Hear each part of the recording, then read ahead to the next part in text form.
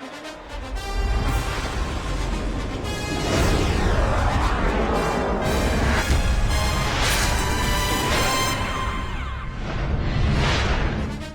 is up, everybody? How's everybody doing tonight? Welcome to Game 6 World Series Watch Party here at Fox. I'm your boy, Nick Swisher. As with me always is my man, Rick Ankiel, Tino Martinez, and the homie Ben Verlander. We've got a great matchup already. Randy Arozarena already hit a homer to give the game a 1-0 lead. Tony Gonsolin starting for the Dodgers. Blake Snell for the Tampa Bay Rays. It's going to be great. We got a great lineup today. We got the homie Luke Voigt in the house tonight. He's going to come through tonight. Urban Meyer as well. Former tag team champion Peyton Royce is going to be in the building, and the iconic Luis Gonzalez. We all remember him from the 2001 World Series. It's a great night. Thank you so much for tuning in. Ben, give us a little info on this game today. Let's go, guys. Game 6. I'm so pumped up. Our boy Randy Arozarena with 10 homers now in the postseason. 10, just tacking on to his all-time record. Guys, he had 8 in the regular season. He's got 10 in the postseason. I'm blown away by this guy. Let's go around and get some of your keys to the game. Rick, let's start with you. Well, the key, like I was saying last night, would have been not to pitch to Randy. Now, listen, this guy's seeing the ball, and it was a decent pitch. You know, at least he's trying to pitch around it, but I'm not pitching him anything that he can reach. And honestly, for me tonight, I would have started Walker Buehler. I would have went for the kill. I felt like the Dodgers had the momentum before this game started. But, you know, they chose to go with the bullpen day. We're going to see how this plays out. I think that they need to get to Blake Snell early and get into that pin so that they're tired for tomorrow's game when they do start Buehler and bringing Reyes or however they're going to play that. What about you, Tino? Yeah, I think it's a tough call for both managers, especially Dave Roberts. You know, if he goes to Walker Buehler tonight and they somehow lose that game and they have Charlie Morton tomorrow against the bullpen in Game 7, it's a big advantage to the Rays. So it's really a tough call which way you want to go. I've seen it work in the past. I think last postseason when they threw I think Scherzer in 6th at the same time to win Game 6 and then won the World Series on that day. But that's a tough call for both sides, and we'll see what happens. Yeah, man. I think I'm going to steal what Joe Buck said. I think it's all about the number 2. Listen, all the Dodgers' success this postseason, well, maybe not all, but most of it has come with 2 outs, right? I think Blake Snell needs to bear down. That's what makes these innings so difficult to get through. Dodgers continue to keep fighting. They've got the lineup they want. Mookie Betts at the top, Corey Seager, Justin Turner, Max Muncy. Those guys have had a tremendous World Series so far. But for me, it's all about Blake Snell. If he can get to this bullpen maybe in the 4th or the 5th inning, then I think the Rays have a real good shot. But on the other side, if the Dodgers do not win this game tonight, Game 7 is crazy. You never know what's going to happen. I think the Dodgers need to win this thing tonight, shut it down, get back to L.A., celebrate, party, do your thing, because if not, the Rays, baby, they're a resilient squad. I agree. I think it's all about Blake Snell tonight. I think if you can go out and get 4 or 5 innings out of him of no or 1-run ball, I think you'd be pumped up about that. And on the other side, I look at Gonsolin, and I don't know about you guys, but I personally was kind of surprised he's getting the start. He now has a 9 ERA in the postseason. I mean, he had a great regular season. I think just so far in the postseason, he's proven that he's not the same pitcher. I'm a little surprised personally that they threw him out there. I couldn't agree more. I mean, especially when you're looking at the Tampa Bay Rays as far as the lineup is concerned. And look, they're just not that good of a right-handed hitting lineup. And then you see Alex Wood in the bullpen warming up. Why not just start the lefty, right? Clearly, you can look at the numbers. The Rays just aren't as good against lefties. So for me, it doesn't make sense. But you know what? I guess that's what the analytics say, and that's why I don't have to make those choices. Yeah, there's no doubt about it, man. It's almost like you kind of look at this right now, and there's 2 different sides you can look at it, right? Do you get your boys ready, go straight for the jugular, Game 6, right? A winner take all, or do you wait, right? I mean, obviously, Dave Roberts said that Walker Buehler, Julio Urias, and Clayton Kershaw are the 3 guys that will not be available for tonight's game. In my mind, I'm like, bro, I wouldn't tell anybody who was available. Right. I don't want you to know who I got and who I don't have. I think at the end of the day, Clayton Kershaw had a tremendous postseason, but he will not be coming out of the bullpen for me. I think he's done his job. I think it's up to the rest of the Los Angeles Dodgers to carry their part, because I'm telling you, man, that's the last thing I want is Clayton Kershaw to come in and tarnish anything he's done so far this postseason. The Dodgers have put themselves in a tremendous position to win this thing. It's all about finishing. Like LeBron says, finish your breakfast, baby. And that's exactly what the Los Angeles Dodgers need to do. I'm on fire tonight, dude. I am hot, bro. Game 6, dude. I feel ready, dude. Big punch out there of Mookie to start the game. Yeah, I'm with you, Swish. I think you gotta go for the jugular. Finish your breakfast. Finish your breakfast here. Throw Bueller right here. I'm also a little surprised that he threw out all of his cards. He lists all the guys that aren't available. Part of me thinks maybe the Urias card was. I think he might be able to pitch later in the game, or at least I thought. Maybe him throwing that out there gets the Rays to pinch hit the righties early in the game. And then maybe, boom, maybe Julio does come in late. A little switcheroo on him, man. Maybe. He's a little bluff out there, you know? I mean, you can't, unveil all your cards before the game starts. Exactly. Right?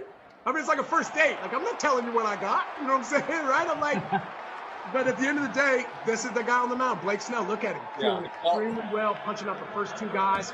This is it. Tino, you've watched Snell pitch all year long. This guy right here, when he gets rocking and rolling, he can do some damage for sure. You just take some couple innings to get going here. When he gets going early like this in the first inning, he's throwing 97 miles an hour. He's in the zone. His slider, curveball's right there. I mean, you can tell he's got a good feel for all his pitches, and he's being very aggressive.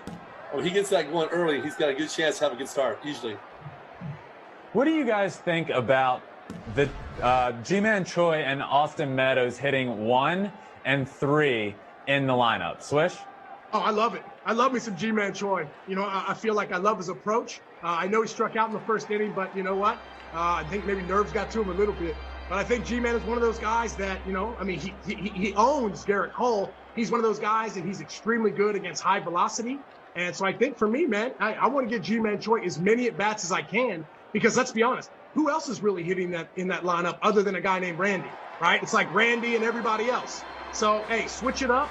Cash has done a pretty good job, in my opinion, of moving Lau around the lineup, trying to find a slot where he feels comfortable. He's in the cleanup slot tonight. But anywhere that Randy Arozarena is, baby, just beware, right? Put the yellow tape up, right? I don't even want to come near. From now on, bro, I'm Barry Bonds in that guy, bro. Bases loaded, I'm giving him 4. Walk straight to first base because that is going to be the last guy, if I'm the Los Angeles Dodgers, that's going to hurt me and beat me in this game. He's done it to me all series long. Enough is enough. Yep, I agree. What about you, Rick? A little surprised G-Man Choi there in the 1 slot?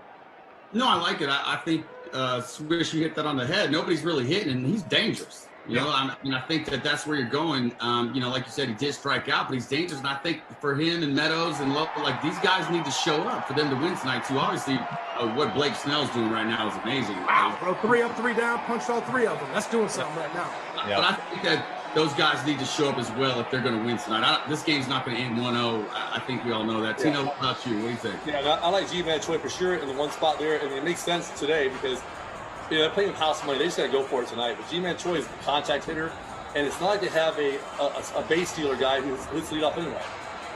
Kiermaier hits late down the lineup. They want G-Man Choi, I think, and Austin Meadows to surround Arozarena there, so they can't really bring in a lefty to face those 2 guys because Arozarena's in the middle there. So the 3-pitch a minimum for the pitcher who comes out of the bullpen has to face either the 2 righties facing the lefty or a lefty facing the 2 righties. Sorry, man. Also, for everybody that's listening, send your questions in. Feel like we love answering those social media questions. You can send it in to @MLB on Fox, to Twitter, YouTube, the Fox Sports app. Any way, man. We love those. We think they're great. And it also kind of gives us a little insight to what you guys want to hear about. It's a secondhand screen experience, and we're here to elevate and make this experience amazing. So send those questions in because we love them, especially when they're all about Rick Ankiel. I'm telling you, man. He's a great storyteller. You can get him going, bro. He'll tell you some good ones. No doubt. Hey, elevate to celebrate. You said it. Everybody like this shirt? See the shirt today? I'm going to get it on here, bro. I'm going to get it up there. Because Randy's doing it, bro. Randy right here, baby. Elevate to celebrate, baby. Let's get it. You know what I mean? Gotta have it. We just had a dominant first inning there from Snell, striking out the side, striking out Mookie, Seager, and Justin Turner. We got Gonsolin back out there for a second inning. Guys, I wanted to touch on this for a second. I know I asked you all your opinion. But so G-Man Choi is the heaviest leadoff hitter in postseason history at 260 pounds. And I love it. I love it. I think he absolutely rakes right-handed pitching. I think stick him in that 1 spot. You can possibly get him, and you're getting 1 at bat. 100% guaranteed to get 1 at bat off of a righty. Probably going to get 2 off of a righty. And I totally think Austin Meadows is the same way. Not great against lefties, good against righties. put him in that 3 spot. The only thing I was thinking before the game is why not switch Meadows and G-Man? But the more I think about it, I love it. Put a 400-pound guy in the leadoff slot. I love it. I hope he hits a bomb today. Yeah, you definitely need to switch it up a little bit. I think right now, the Rays are looking for something offensively.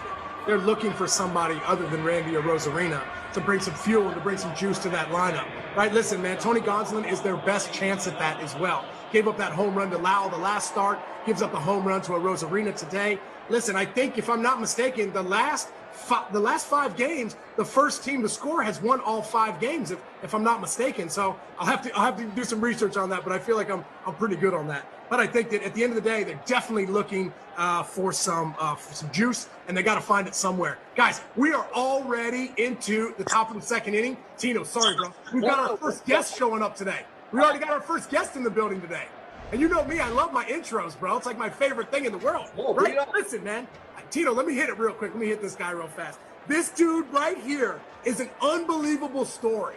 He was drafted in the 32nd round, and guess what he did this past season? Led the big leagues in home runs. He's one of the greatest human beings you would ever want to meet. He's from the Show Me State, baby. Missouri State Bears' finest player ever. Ladies and gentlemen, the man who used to be known as number 45, but is now known as number 59. Ladies and gentlemen, bring him into the building. Ladies and gentlemen, Luke Voigt! What's up, Luke? Damn. What up, fellas? Hey, that Missouri State thing's wrong. Ryan Howard went there, bro. He went MVP. Oh, that's true. He's the guy there, bro. Both best players ever. Yeah. Missouri State, bro. I didn't even know they had a squad, bro, until I looked that up, bro. I'm not even lying. Come on now, cuz. We got Ziegler, we got Markham, we got Mike Kickham, we got dudes, man. Come on now. Let's talk about Luke Voigt now. That's it. Luke Voigt is who they be talking about now, bro. No doubt about it.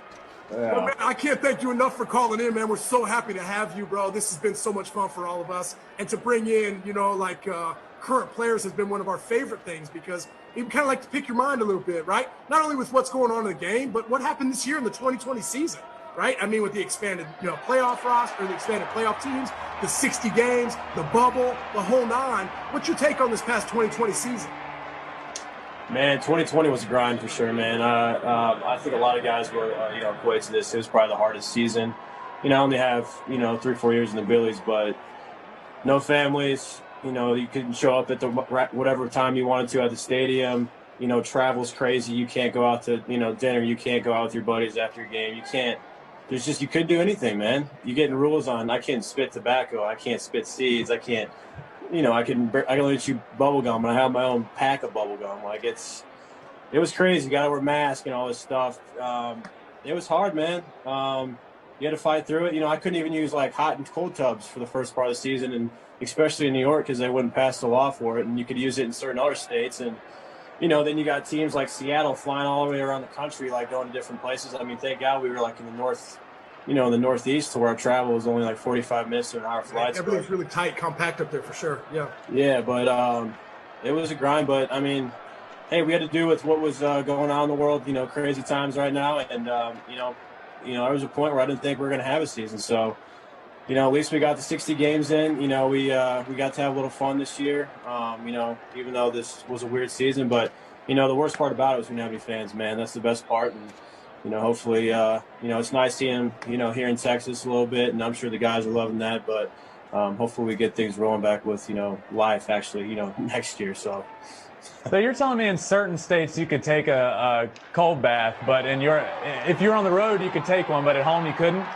Yes, and like I live and die. I had to. I was gonna say he's a hot cold tub guy, bro. That's his thing. That means he'd hit you 5 more homers at least if he could use the hot tub. You're damn right. I mean, come on. Hey, look, I think from now on, the hot cold tub's out, man. Leave it out. Yeah, no doubt. Hey, bro, this year you had, baby. You stay out of that thing, bro, for real. Hey, Luke. There's a double. What does it mean to you, for one, to grow up in Missouri and then get a chance to play for the Cardinals, but two, because I've been in this situation, but to get traded from a team that you grew up watching, but then go to the greatest, probably, one of the greatest organizations that there is, and lead the league in homers. What does that mean for you? First of all, whenever I think of you, dude, I think of those 2 throws in Colorado, bro. Me too, bro. I Right? can't get it out of my mind. Dude, and every time I feel like you come up on MLB Network like once a month, dude, I'm just impressed every time. And obviously you throwing a hundo. You know, I got to watch you live, bro, when I was a little kid, so it was pretty cool, man. So congrats on everything, Rick. But you know, obviously childhood, you know, came up, you know, watching Rick, watching the birds, watching Tino a little bit with the birds. That's right. Tino was it. Yeah, Tino's like, what, bro? You're not gonna give me no love? But you know, it's a great organization. You know, obviously they're second, you know, tier to the Yankees in championships, but they still got 11. You know, obviously, you know, going to games as a little kid, you know, sitting in the stands, you know, always dreaming I'm going to be playing with the birds and the bats, and you know, getting that, you know, chance, you know, 10, 15 years later is incredible. And you know, I have to thank them for everything they gave me, because they gave me the shot, and then obviously the Yankees gave me the, you know, more of the opportunity. But you know, leading the home runs is pretty cool, man. But you know, obviously I want to win championships like Tino, and you, Nick. It's something we need to bring back to New York. And you know, I've been in the playoffs the last 3 years, and it's not good enough. So I know to do everything I can to get number 28, and you know, keep those championships rolling. Yeah, that was a little bit. I appreciate that. That was a little bit too humble though, because you were hitting bombs this year. He was, bro. Right? It wasn't just ball scrapers; they were like bombs. Like biceps, bro. Like big ones, dude. You know? Luke, I saw you spring You got training. it, dude. In spring training, Luke, you were in great shape. You know, before the coronavirus hit, and you know, I didn't see you for a while there till it all started again. And it seemed like, what did you do in that whatever it was, 4 weeks off, 6 weeks off? You seemed like you lost a lot of weight and leaned out. And how did you stay ready? So I mean, to really come out of the box and just start raking right away with very little spring training. You know, I've been working with you a lot at first base, and you know, it was awesome to have you there. You know, for whenever you could show up, and obviously you live down there, so you're going to be there as much as possible. And you know, you were great at giving me advice and tips, and you know, showing me a way to run the bag. And you know, I felt like I needed to get a quicker, you know, first step, and that's something I really needed to work on. And I felt like losing 10, 15 pounds is definitely something that could help me. You know, I also got an amazing wife who makes amazing foods too, so I got to tip my hat to her too. But I wanted to get better, man, and you know, I felt like I progressed after 2019, and then you know, I got the sports hernia surgery, which I honestly think helped a little bit, because I always kind of had little back problems, and I think that, you know, sewed up the lower half and upper half, you know, to you know, just attach me again. I felt a little bit stronger to where I feel like I could lose a little bit of weight, keep the strength, and you know, feel faster. Even though I was dealing with that foot problem and I got slower, so that didn't really help out. But yeah, you look fantastic, man. You look great at the home plate, man. I hope you keep doing that this whole off season and come back with that same approach, man. It was awesome. Yeah, no, I appreciate it, dude. It was fun, and yep, already back in the weight room. So you know, 22 is I was not good gonna enough. say, bro, I know you probably took off like homers. 6 hours and then got back in the gym for sure. I know that you're one of those guys, and I think that's one of the things that I love about you the most, is obviously being able to spend a lot of time with you over the past couple of years, is just your overall professionalism, bro. Like the way you come to the ballpark every day, man, you're a true leader, and I've been able to see it up close and personal. And from somebody who, you know, kind of, you know, had very similar paths to you, where you were in a place where you thought you were going to be for a while and ended up in New York, and your career went nothing but this way. You've only gone up since you've been in New York. Kind of talk about that overall, you know, the organization, just exactly how you've bought into everything that they do and how your game has really elevated, because not everybody goes to New York and does as well as you. As a matter of fact, Randy Johnson's still trying to figure out how to play in New York. So for somebody like you, who really just kind of took off, just how amazing of a place is New York? It really is, dude. And I mean, obviously it goes both ways with guys, and I've always been a blue chip guy. You know, I'm going to always come in no matter what, work my butt off. But dude, I learned real quick. You know, I got called up for a week, and I think I went like 1 for 12 or something like that. And there you go. You go back to Scranton, cuz you ain't done nothing.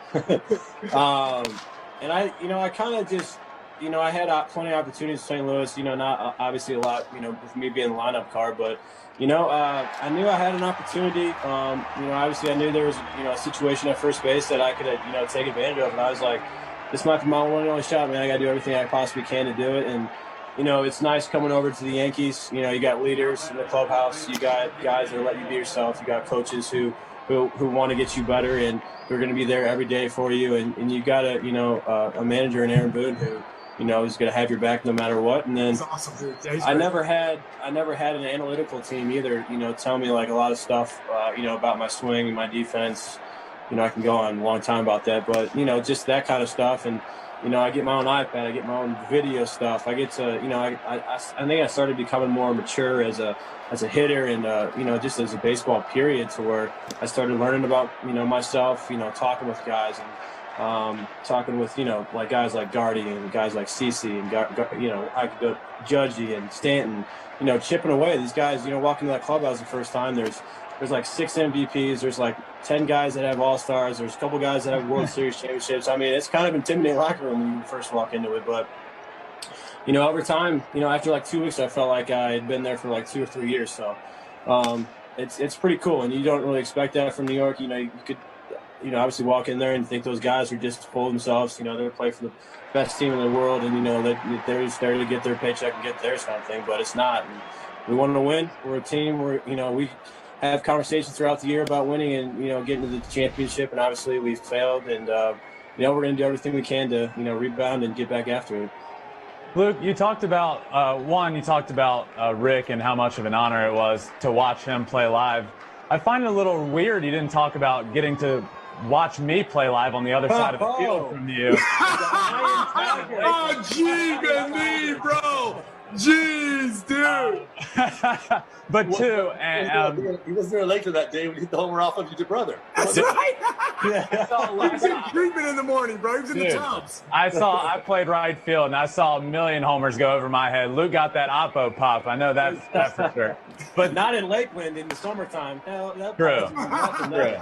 Hey, but seriously, and playing in the same division as the Rays, what's it like preparing to face them, especially with, they have good starters, but that bullpen, they can throw anything at you. They can, they got a guy that can live hard up in the zone. They got guys that basically they can match up with a team any way they want to. What is it like preparing to face them and their entire pitching staff? Well, you forgot to add that they put 4 outfielders in the outfield whenever time I hit. It's different, man. Obviously they have the opener. They got 3 horses at the top of the rotation, and honestly, what's kind of not been talked about is they've lost like 9 or 10 guys this year and to injuries, and and they're still finding ways to get outs with their bullpen, and it's tough, man, because you don't know if you're going to get the opener for obviously 1 inning, maybe 2 innings, or maybe he's on a pitch count, or you don't know if Fairbanks is going to come in the 4th inning, or those guys warm up like 2 or 3 times a game too to for possible situations, and it doesn't matter. Like, they don't have a closer. Like, they're going to come in the 5th inning to get through the, 2, 3, 4, 5 or whatever. Or, they're going to come in the 7th inning to do that. And then the 9th inning comes around, they're going to have the other guy that's going to do that. So, I mean, it's pretty crazy how it works.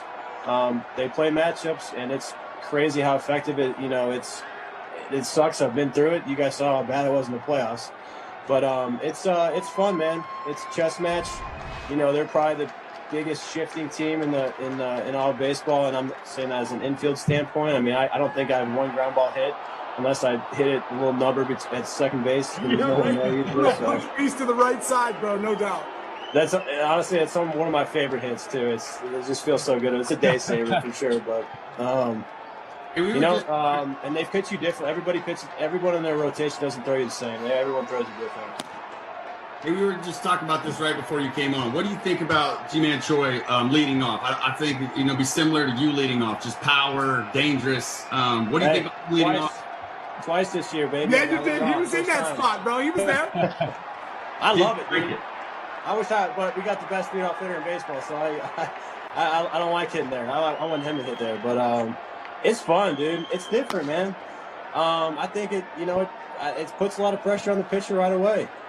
And, obviously there's a lot of guys in the big leagues that have power. They are the leadoff spot, but I don't know. It's a Rays thing. I'm not surprised. It's something that they've done. And I think, like Max Muncy's led off for the Dodgers too. It's a new thing in baseball, just to maybe put, more righties in the lineup, or, more lefties, in the heads for the Rays. So, I don't know, man. It's fun. Yeah, for sure. But I tell you what, I didn't get a fastball first pitch. No way, bro. When you lead the league in homers, bro, ain't nobody throwing those first pitch cookies anymore, dog. Nope. But I wouldn't throw you fastball either. Yeah, but I think you're right. I think you're immediately putting pressure on the pitcher, and I like that.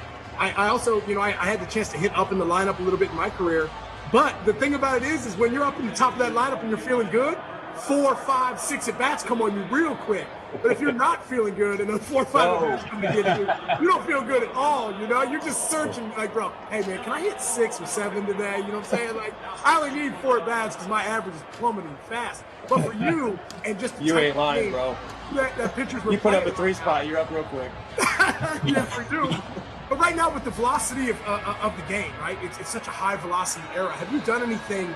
And I know you have. Have you done anything to adjust your swing to get yourself a little quicker, or I guess just more barrel accuracy?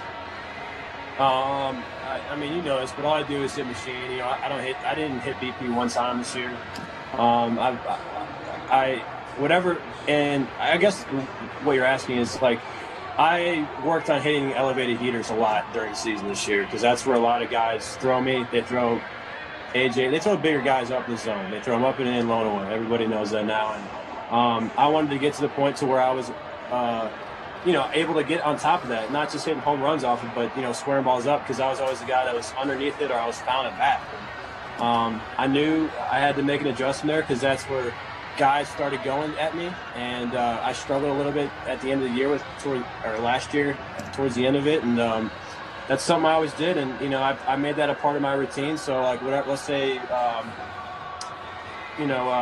Blake Snell's pitching, he's going to throw me heaters to the top of the zone. So before the game, I'm going to hit heaters to the top of the zone, and then I'm going to hit his second best pitch, and his second best pitch is his curveball. So I'm going to practice hitting curveballs. And then obviously I know he has a changeup, but that's something I've always changeups to that one pitch that's hand and eye for me, and it's something you see spin. You can't really practice hitting a splitter or a changeup or something like that. So whatever the guy's first pitch is, if it's maybe like a sinker, I'll put the machine low and try to hit. Maybe he's a guy that's going to pound me in, so I'll set it up on the machine so it's low and in, and then if it's maybe he's got a big sweepy slider, so I'll try to PJ as our hitting coach, and I'll try to make it sweepy. I'll try to emulate whatever the guy's secondary pitch is that he's going to get me out on. So the machine's been crucial for me, and it's great because of the velo, and you can't. It's the only way you can really emulate someone pitching outside of standing in for live VPs. Hey, right now we're watching the game right now. Randy Arosarena's up right now. Tell me about the postseason that this dude has had. How amazing is the jump that he's had? I mean, come on, both you guys come from the Cardinals. You got to have a little love for him in there, bro. I know, man. I'm happy for him. He's finally playing, dude. Dude, it's crazy. Like, when I played with him in 2018 in Memphis, he didn't even, play a lot. He didn't start because we had Oscar Mercado in center, Tyler O'Neill in left, and Adolis Garcia, who are all big leaguers right now. But he wasn't playing, so he was kind of up and down between AA and AAA. And it's crazy, man. And it happened to me. When you get a chance to play, and now he's setting records left and right now. It's unbelievable. Yeah, and I'm super happy for him. But it's crazy, man. All guys want his opportunity, and I literally, he doesn't speak a lot of English, but it's nice that, he was just so happy to be there, and he's excited for the opportunity, man. He took it, man. It's, props to him, and, I mean, look at that, dude. 7 for 19 with 3 homers in the World Series. Mashing away, bro. Mashing away. Did you say you didn't take VP all year? No. Nope. That just goes to show you, bro. Jason Giambi said the same thing. When he won his MVP, I think it was 2001, he said, bro, I never hit BP on the field. I only hit BP in the cage, right? I didn't even know that you were allowed to do the stroke anymore. It's wasted swings. That's because you're too busy throwing a hundy. Yeah, no doubt, bro. You're the pitch too, bro. Caruso would have never allowed me not to hit on the field at least a little bit. I didn't even know that was available to You lead the league in jacks, player. You do what you want, kid, And you also don't want to hit the same group as Judge Stanton and Gary, man. Those guys put me to shame, bro. If you ever get a chance to watch the Yankees take BP, man, it's unbelievable. Hey, speaking of that, I feel like, you're on a team with some of the guys who hit the ball the farthest that there is in the league, right? But one cool thing about you, for me, is your stance, right? Because you're up there, and to me, you look like it's a beer league softball stance. The way you kick your front foot, and it floats out there, it just looks gangster, to be honest. Have you always hit like that? No. Actually, when I was little, Jeff Bagwell was one of my favorite players. I used to emulate Jeff Bagwell. But really wide. Yeah, really wide and low. So it's kind of weird how I'm like completely opposite now. But I started to develop a leg kick probably like early in my minor league career. And then I got higher and higher. And then guys would start messing with my timing with it. And it kept messing with me. So I kind of just developed this little leg swing out of it. I really don't know how it happened. It just started happening one day. I was messing around with it and probably in like AA or AAA. And it's worked for me, and I've still tweaked it more and more, and I've moved where my hands are at and stuff. But yeah, me and Trevor Story, man, the only two dudes that got the little leg swing right now. So I love it, and that's why I want kids to always be open to different things, man. Because you watch guys, if you watch every big leaguer stance, it's always different. It doesn't matter how you hit as long as you hit the ball hard. Because you were definitely leg kicking when you were down in Palm Beach, and yeah. Big old leg kick, a lot of bombs, popping the chain as you run around the base. Pop that thing, baby. Let's go. Look at Danny right now, just rubbing it. I love it. Yeah, this is I think just for next year moving forward. I mean, I think with where you guys were, Luke. I mean, next year is what you got to continue to keep working for. You know that what you guys have in that locker room is something you guys can make happen. But when you're sitting here and you're watching the World Series, Bro, even for myself, even like now, I'm like, bro, that's all I want to do is be there. And I think if you guys continue to keep working, bro, you have it in there, man. You've been knocking on the door for a couple of years. You said for the last 3 years. What's going to get you guys over the top? Oh, man. I mean, you're trying to set me up right here. Oh, no, I'm just saying, at the end of the day, I'm like, it's just right there, maybe a few hits here. Well, I mean, we're losing a couple guys this year. Obviously we're losing some starting pitching, so I'm sure that's something that's going to happen with the Yankees. With Massa and James both leaving the free agent. Now, if they resign, that'd be great too. Our bullpen's great. Obviously there's some, I guess uncertainty with contracts and that too, but you never know. And I don't know, man. This is a redundant thing, but we got to be healthy, dude. I mean, you saw how awesome our lineup could be in that Cleveland series, and even a glimpse of it in that Tampa series. But I've been with this team for 3 years now, and I've barely played with half these guys. So a lot of these guys have had injuries, and it's frustrating. Because I was a part of it. I had the sports hernia last year, and then I was dealing with the foot problem this year, and I don't know, man. We're so close. We're a close-knit team. I wish all the guys come back, and you could name a bunch of things, but we didn't hit with runners in scoring position too, man. So we got to figure it out, dude. And I think the biggest thing we got to do is bring back DJ LeMahieu. So I'm hoping that's what happens. I mean, how nasty is he, bro? He's a machine. I mean, no doubt about it. Every day. He's literally the best hitter I've ever seen. And I watch Alpujols hit, and so did all you guys. But in person every day, what his routine's like, it's impeccable, and the guy is just unbelievable. Yeah, he's the most professional guy I've seen, man. Every day in spring training, the way he works on his defense, all the positions, his batting practices, his cage work, it's so routine and regimented. It's so good to watch him precise, man. Play, and it rubs off the rest of the guys on the team when you watch him in the cages, and he's never messing around in the field. He's always getting his defense done. But I think you guys had, besides the injuries, you had, especially the postseason, all the guys, the parts in place. But like you said, you hit the nail on the head when you said it's just a key hit here or there. But hitting with runners in scoring position, a couple of hits here or there blows the game open, and you're right there in the World Series. That's what it takes, is that key hit to get over the hump. And, the Rays got it, and you're all series, and you guys didn't. That's the bottom line. Yeah, no, for sure. And like you said with DJ, I mean, you know what? There's another thing that's cool about him is he probably takes the least amount of swings on the team too, and he still hit 360. No doubt, bro. I mean, you letting homers, he letting batting average. I think that was like the first time a set of teammates did that since like 1959. How about that little nugget, boys? Wow. I've been waiting on that one. I had that one in my pocket right there, boys. Hey, Luke, so what'd you do this year? So you obviously get yourself ramped up and ready for the first spring training. Then everything gets shut down. And what did you do during that shutdown period? And it was easier for pitchers. You could go out in the backyard and throw. But as a hitter, what did you do to get yourself so ready during that quarantine time where we literally couldn't do anything? What were you doing that was able to prepare yourself for the year that you ended up ultimately having? Obviously you guys know I'm a big weight room guy, and I always I always like to stay in shape, man. I never want to feel like I'm behind, when I show up to spring training or our summer camp for this year. And I was able to have access to my gym at home and stuff. And, I did everything possible. And then, probably, beginning of summer, early June's when I started, that's kind of when we were, going through all the negotiations about possibly coming back. So the St. Louis started opening up more, so I was able to have access, and I had able to, access to everything I needed for hitting and defense wise. And, I was sitting that kind of stuff 5 days a week to stay ready, because I didn't want to be one of those guys that, oh, we're not going to play. Oh, no, we're not playing. And then all of a sudden, boom, you got 2 weeks to be ready. And that's when you're behind, man. And, obviously, I'm going into arbitration this year too. So, I have a chance to finally, make some money too. And, I want to do as much as possible to be ready. And, I wanted to win, man. I don't care if there's 60-game season or not. Tips to these guys, it's probably going to be one of the hardest championships to win. And,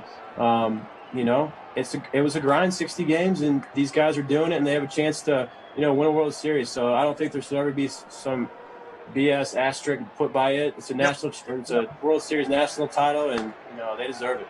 Oh yeah, man. Oh, give me my money. Going into that's right. Hey, somebody gonna give it to him, bro. You know what I'm saying?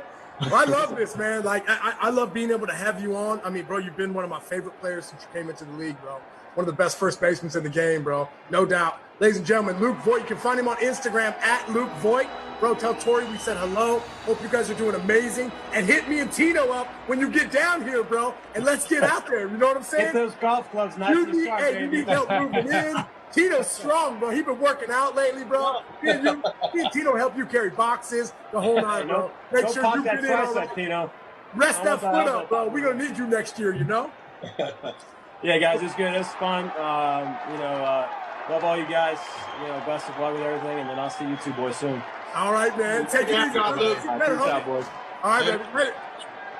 Guys, Snell is throwing lights out right now. Yeah, yes. Lights out, man. We just had the AL home run leader on here, bro. That was awesome. That was fun. I didn't get a chance to see when he was on there, man. I saw him 2 spring trainings ago and this past spring training. He was in a battle for the job with Greg Bird. Greg Bird was a highly talented first baseman. Yep. Yeah, it was his job. And this guy came in 2 spring trainings ago and busted his ass. He worked hard every single day on defense, in the cages, in the spring training games. Every day, this guy does not rest at all. He doesn't take a day off, especially in spring training. He earned his spot, man. He busted his ass to get where he's at, man. He's not stopping. Well, Tino, you were able to see it firsthand as well as myself. Being able to be kind of special instructors during spring training is one of the best times of the year. And by the way, how dope is that, bro? Because I remember you guys putting some time in over there at first base, right? Yeah. Like just working on his footwork, figuring out, like, I don't know, I guess I'm thinking to myself, because you're like a big brother to me, dog, like how good that makes you feel when somebody like Luke Voigt really says hey man, thank you so much for all that time that we spent together. That just got to make you feel amazing. That too, and then plus the fact they want to learn. They ask you questions. Hey, what did you do in this situation? How did you hold a man on? How did you pivot to the double play as a right-handed first baseman? And you teach them all that kind of stuff. And Luke, the first couple of years, he was big, man, big and bulky. He's in good shape. But he got leaned out. He leaned out during the coronavirus, man. And I watched him in the 60-game season. He was more flexible, especially late and loose. And quicker at the plate, too. Defense, too. He was backhand the ball. He was just more loose than he was in the past. So I hope he continues that, whatever weight he's at now. Yeah, for sure. But I also think for him, too, just, like you said, getting the opportunity to play every day. Now I think he's more comfortable and he's locked in. And all of us know when a manager says, hey, you're my guy, you're going to be out there every game, that makes you feel good, right? It just takes the chains off of you and kind of lets you go out there and play as well as you can. But, hey, let's get back to this Blake Snell thing right now, bro. I'm not going to say it because you guys said I jinxed it the last time, so I'm not going to say it. But right now, he is absolutely cruising right now. He pitched well last start. He's pitching well this start right now. By the way, Luke Voigt was saying he goes up in the zone right there to bigger hitters. You saw when he did the Bellinger right there, and obviously being able to put guys away with that devastating slider. I'm telling you what, Blake Snell is doing everything he's supposed to be doing so far this start. He's been up, down, in and out in the box. He's been all over the zone, in the strike zone, on all corners, all quadrants, at 97. And he's firing the ball, and that nasty slider to go along with it he's been really tough right now. Yep. 2 innings, 5 Ks so far. And that was, a couple of us mentioned him before the game, but he was my key to the game for sure. He's throwing well, but I definitely think they got to get some length out of him. He's throwing lights out right now. If they can get a couple innings out of him, a couple innings more just like this, they can get it 5 innings. Dude, I think they'd be pumped with that. But they're also swinging at you mentioned it, Tino. He's throwing to all quadrants, and then with 2 strikes a lot, we're seeing him elevate it just a little bit more, and it's 97 more so up at the letters, and then they're starting to swing at it. So once you can spot up. So if you're facing a pitcher, Tino, that's spotting up the way he is and hitting all quadrants of the strike zone, does that make it more difficult not to chase when they go out of the zone a little bit more? It does. You watched the last at bat, if you remember it, with Bellinger there. I mean, he threw up and in on him for a strike, up in the zone for a strike, and then that nasty slider he threw, he's just geared up for a fastball. He waved it at a slider that was in the ground. He had no chance of that ball there because he's so geared up to try to catch that high fastball at 97 in the zone, and it's tough to hit. Like, his stuff nasty. You talk about starting out the game and striking out the first 3 hitters, right? You got Betts, Seager, and Turner, and he just comes in and blows them away after Randy homers. That's a huge statement in itself. Yeah. Yep. Well, I tell you what's another big statement is Alex Wood punching out his first batter he's faced tonight, right? I mean, Gonsolin did his thing, and now Alex Wood, I think it's got to be his first postseason, his World Series appearance this year. And for him, I mean, by the way, this is one of those guys, right? I mean, there's a lot of left-handed bats in that Tampa Bay lineup, and left-handers can combat that.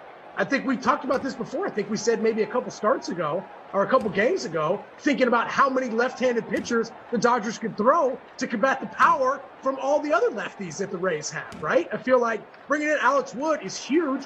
Now, if he does well, I'm going to think to myself, this dude should have started this game.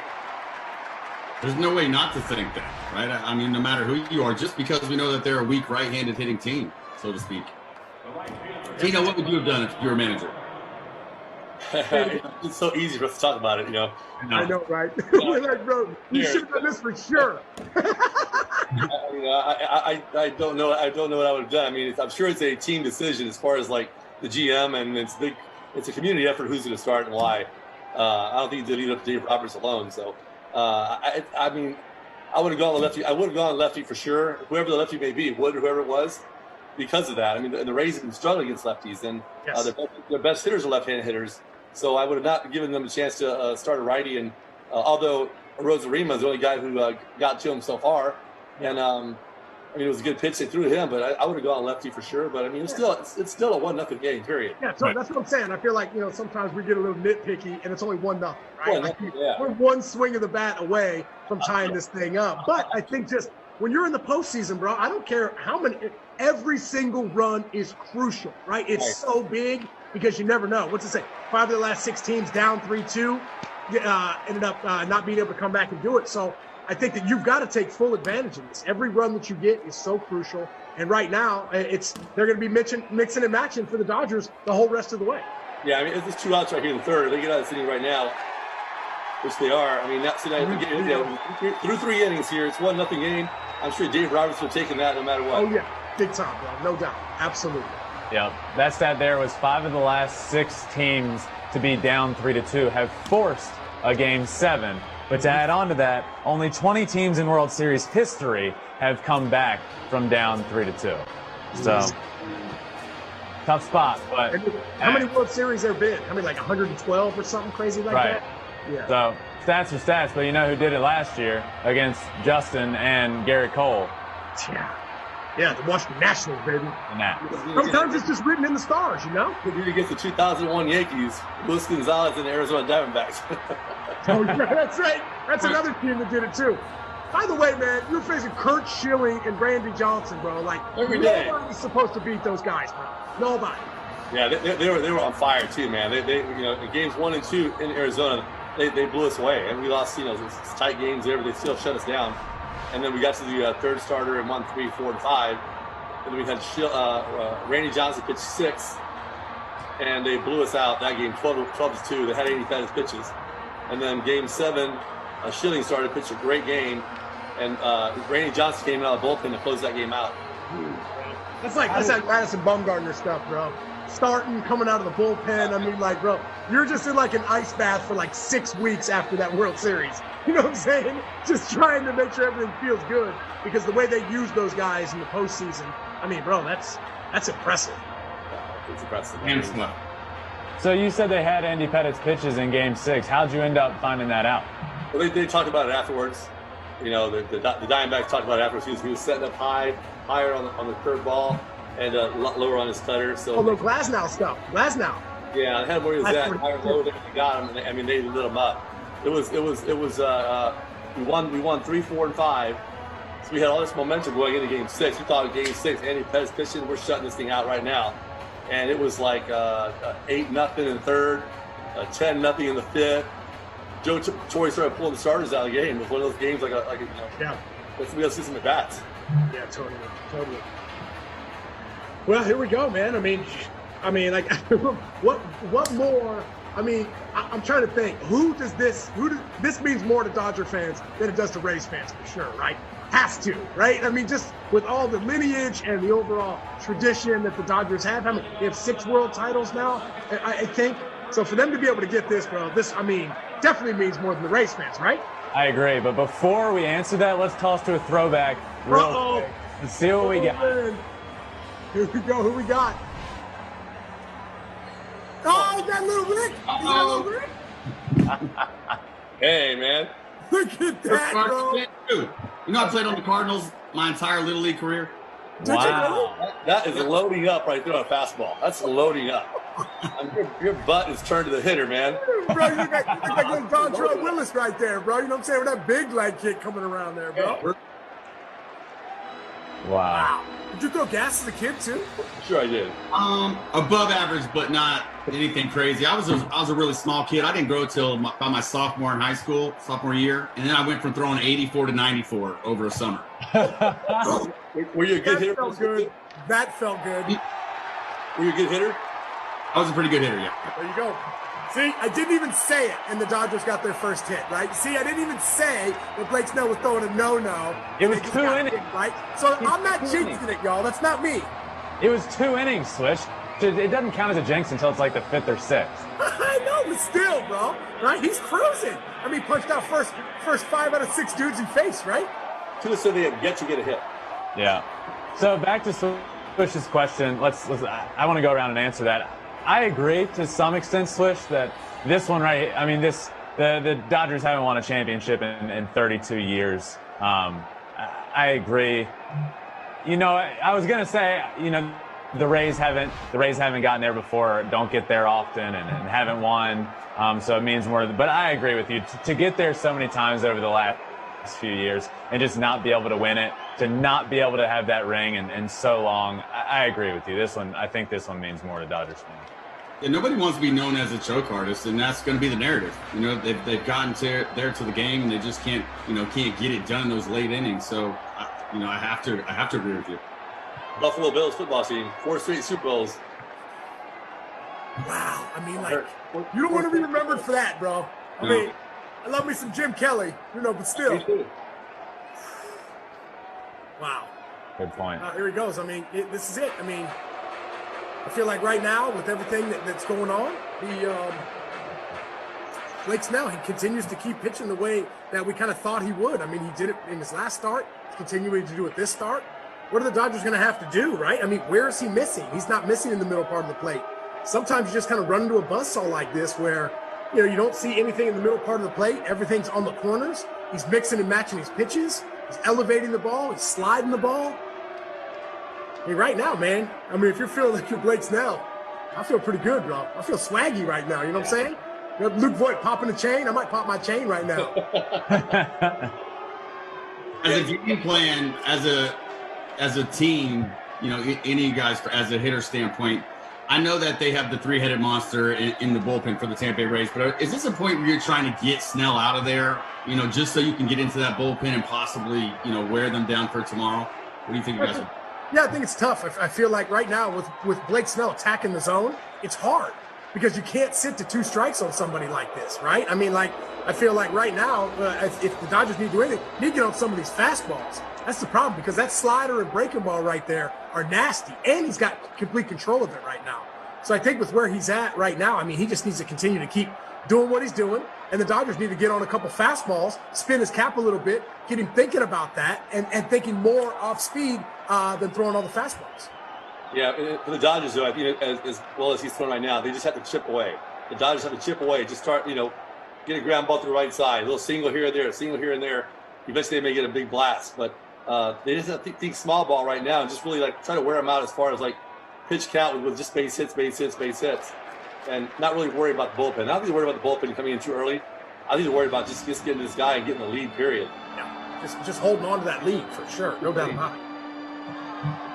This is where he's been going early in the game and we just saw it there, a little heater up and away. But when he's been getting ahead in the count early in games, he's going upstairs with that 96, 97 mile an hour fastball, and guys are swinging. So he left, that one was just at the top of the zone. Could have been called a strike if it's a take. I'm interested to see here if he goes a little bit higher, elevates a little higher than the top of the strike zone, we can get another strikeout, and I think that'd be his 6th of the game already for 2 1/3. I think Blake Snell is a completely different pitcher when you're looking up the radar gun and you're seeing 96s and 97s rather than seeing 93s and 94s. I mean, that is a whole nother step in a gear that you have to get yourself ready, right? Now, the thing about it is when he's throwing 96, 97, that means the slider and the breaking ball are going to play that much better, especially when he's locating and throwing it for strikes. So with where Snell is, he's got the velocity and he has the location right now. Dodgers either have to run into one right now or, like Tino said, just think base hits, right? Just think singles, maybe attack 2, maybe 3 in a row, get something going. But I don't know, Tino, with the way he's throwing right now, the only thing I think the Dodgers are going to be rolling on are solo bombs, because right now it's going to be hard to be able to, get back-to-back hits off of somebody that's feeling this good. Yeah, and when he's feeling that good, you see him when he gets going early like that, he really takes control of the game, and his whole face changes, his whole attitude changes. It's just, I'm sure as a pitcher, Rick, you have that feel, the ball's come out of your hand, I guess, particularly every time with a slider and fastball location, and you have that confidence level is just at an all-time high where, as if you start out the game a little slower like you did last time, you bounce your curveball a little bit here and there trying to find it early on. He's got it from the get-go here tonight. Yeah, it's pretty similar to hitting. You know when you're locked in, right? You know when you're up there and your timing is right. And that's exactly the same. That's what it is, right? Your timing is right. The release point is perfect. You know exactly where to let it go, when not to. Oh, what a play. Hey, Joey Wendell, bro, can catch that thing over there, bro. There you can. Yeah, but talk about the singles. There's nothing more annoying than hitting 3 or 4 or 5 singles in a row. You hit a solo shot, it's one thing, but you hit a great play again, by the way. Just start pecking away at guys, a single, a walk, a single. It just drives the pitcher crazy, man. It's worse than a solo shot. Yeah, home run rally killers. Yeah, rally killers. That's exactly right. Solo bombs are rally killers. But by the way, just how awesome is slow-mo, by the way? It just makes everything better, bro. Like, I love seeing those cool plays in slow-mo. Remember that one that Wendell caught, almost ripped the webbing out of his glove a couple games ago? That's good, man. That's the one thing that the Rays have been doing so far this postseason. They've been tremendously on the defensive end. And I think that if you want to win, man, defense wins championships, right? I feel like you got to have some good starting pitching.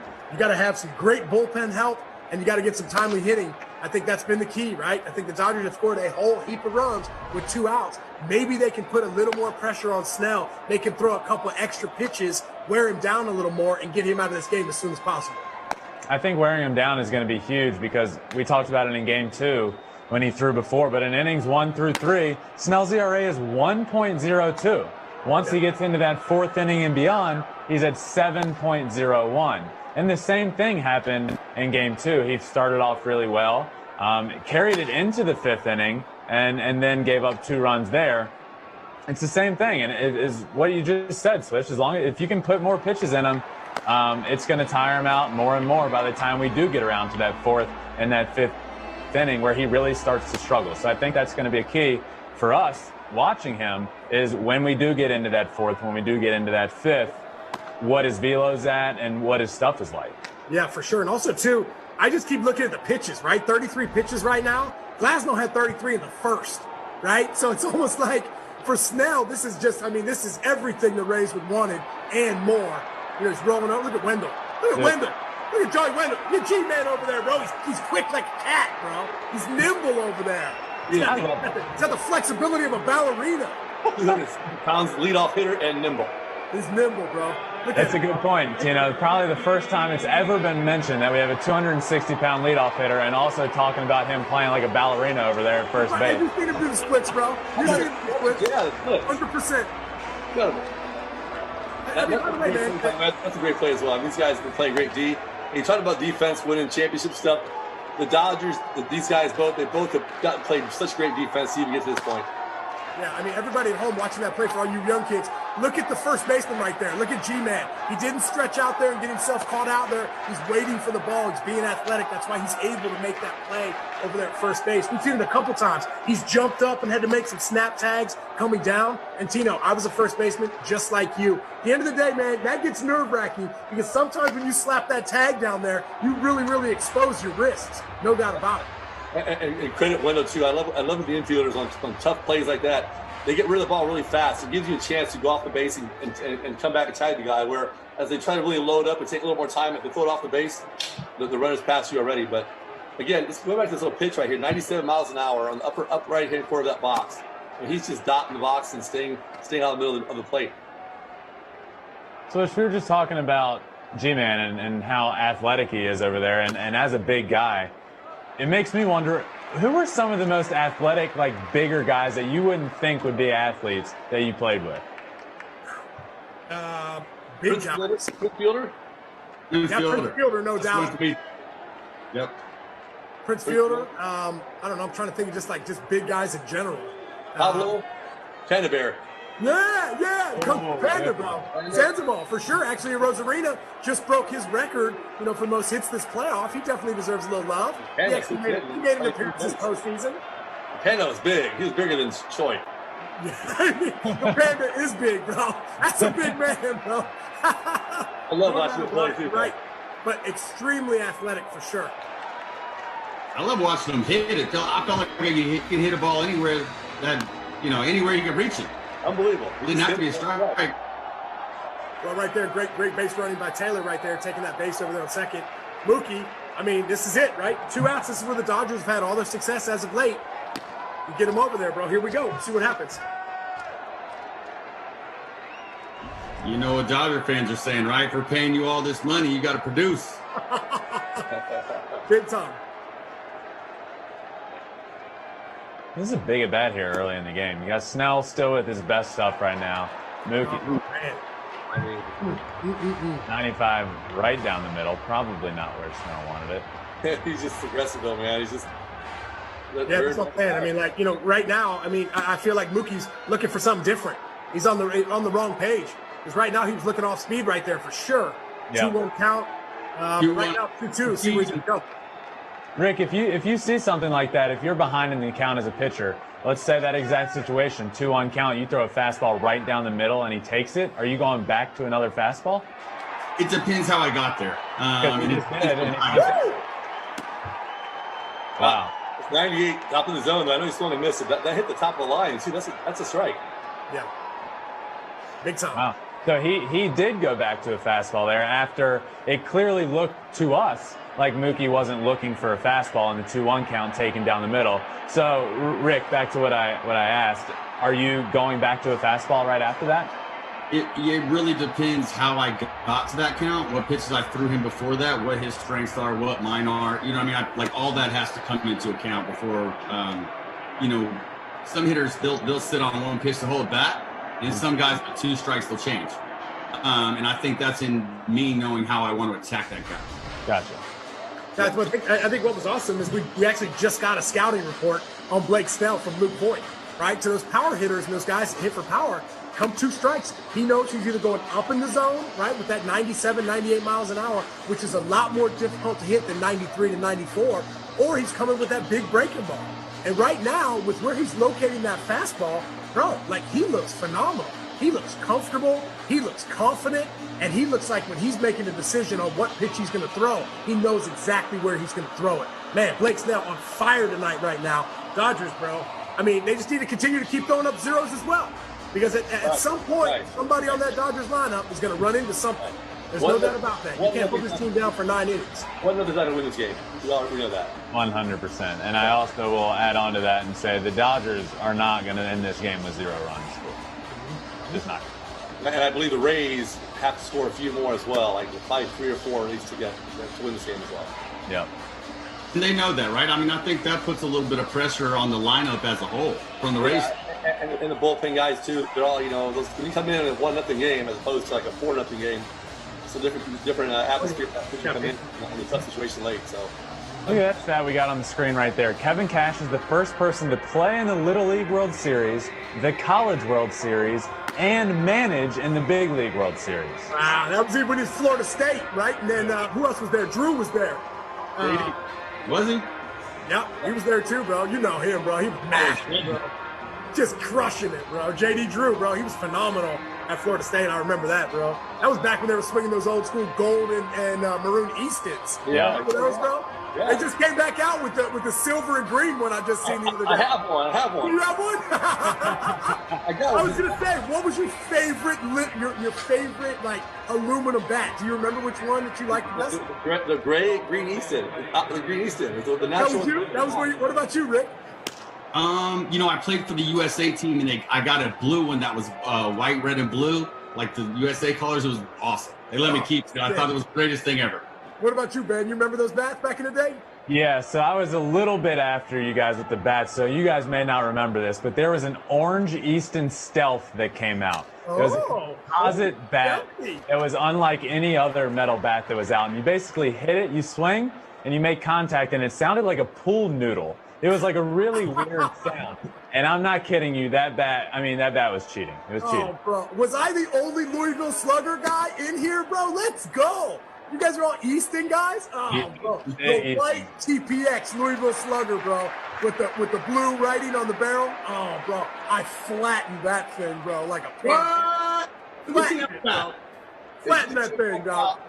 And they actually asked Luis Gonzalez. Who's running back? They asked Luis and I to do something with Easton. They just came back out. So we agreed to do some stuff with them. This is the original bat we used. And there's a picture of us somewhere. I think Luis probably has it. And this is what I used. Brand new. Wow. That's unbelievable. I can't believe you still have that bat, bro. That's unbelievable. I just got it. It's brand new. It's still got the wrapper was that the new one? The new one just came out? Oh, yeah. So it's got a wrapper on it still. Is it like -10? What? -10? No. That's a drop 3 for sure. I'm three. Yeah. Yeah, back when I was in high school, bro, we were swinging them drop 5s, baby. Man, we were mashing balls back in the day, bro. You remember that, bro? When the umpire would come check the bats, I'd put mine like underneath the seat, right? Not even let him see it. And then it was like bringing out a paddle every time I went to hit, bro. It was amazing, fantastic. Did you guys like swinging metal or wood better? Oh, bro, I don't care what anybody says. Like, I like the feel of wood. Yeah, right, bro. Launch mode with aluminum bats, bro. Launch mode, dude. Especially in high school. As I got older, I like the sound of wood better. Yeah. The pain kind of hurts your ears for a little bit. That's the question, Ben, for all those people that are watching out there. The aluminum bat. The sweet spot in the aluminum bat is like all in here. The sweet spot of the bat. And then a wood bat, it's about right there. It's just one little small spot you hit it at. That's the difference of missing a ball or hitting one of these things here. Yeah. Oh man, I can't believe you brought that bat out. That's fantastic. That's great. I was gonna say I went and worked out today with the guys from Camwood Bats, dude. And they put me through a little workout. But that ain't an Easton bat. That ain't the Easton silver and green. I know that for a fact, bro. That's amazing. Well, here we go. We got Kevin Kiermaier up, bro. He's been kind of, one of those guys on the left side. Really kind of, surprised us on the offensive end with what he's been able to do so far. I think he hit a double last at bat, hit a couple home runs so far. This guy right here, probably considered one of the leaders in that locker room. Yep. I feel like, what do you think it would mean to a guy like this to get his first World Series title? Oh man, he's been there. He's been through a lot of bad years there as well with the team. So obviously, it means a lot. These guys, for all these guys, the Rays, Tampa. But again, like you said with the Dodgers, they've been there the last 3 or 4 years, had a chance. They've come so close. The Rays kind of broke through this year again. They got there. So the expectations are not as high as the Dodgers right now, but they want to win it bad as well. Yeah. I think Reggie Jackson touched on this. Winning is your legacy. So for Kiermaier, if they're able to pull this out, I mean, I think that just cements who he is as a Tampa Bay Ray forever.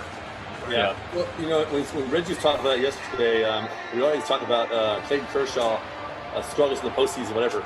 You know, a lot of guys have struggled in the postseason in general, and their teams have won.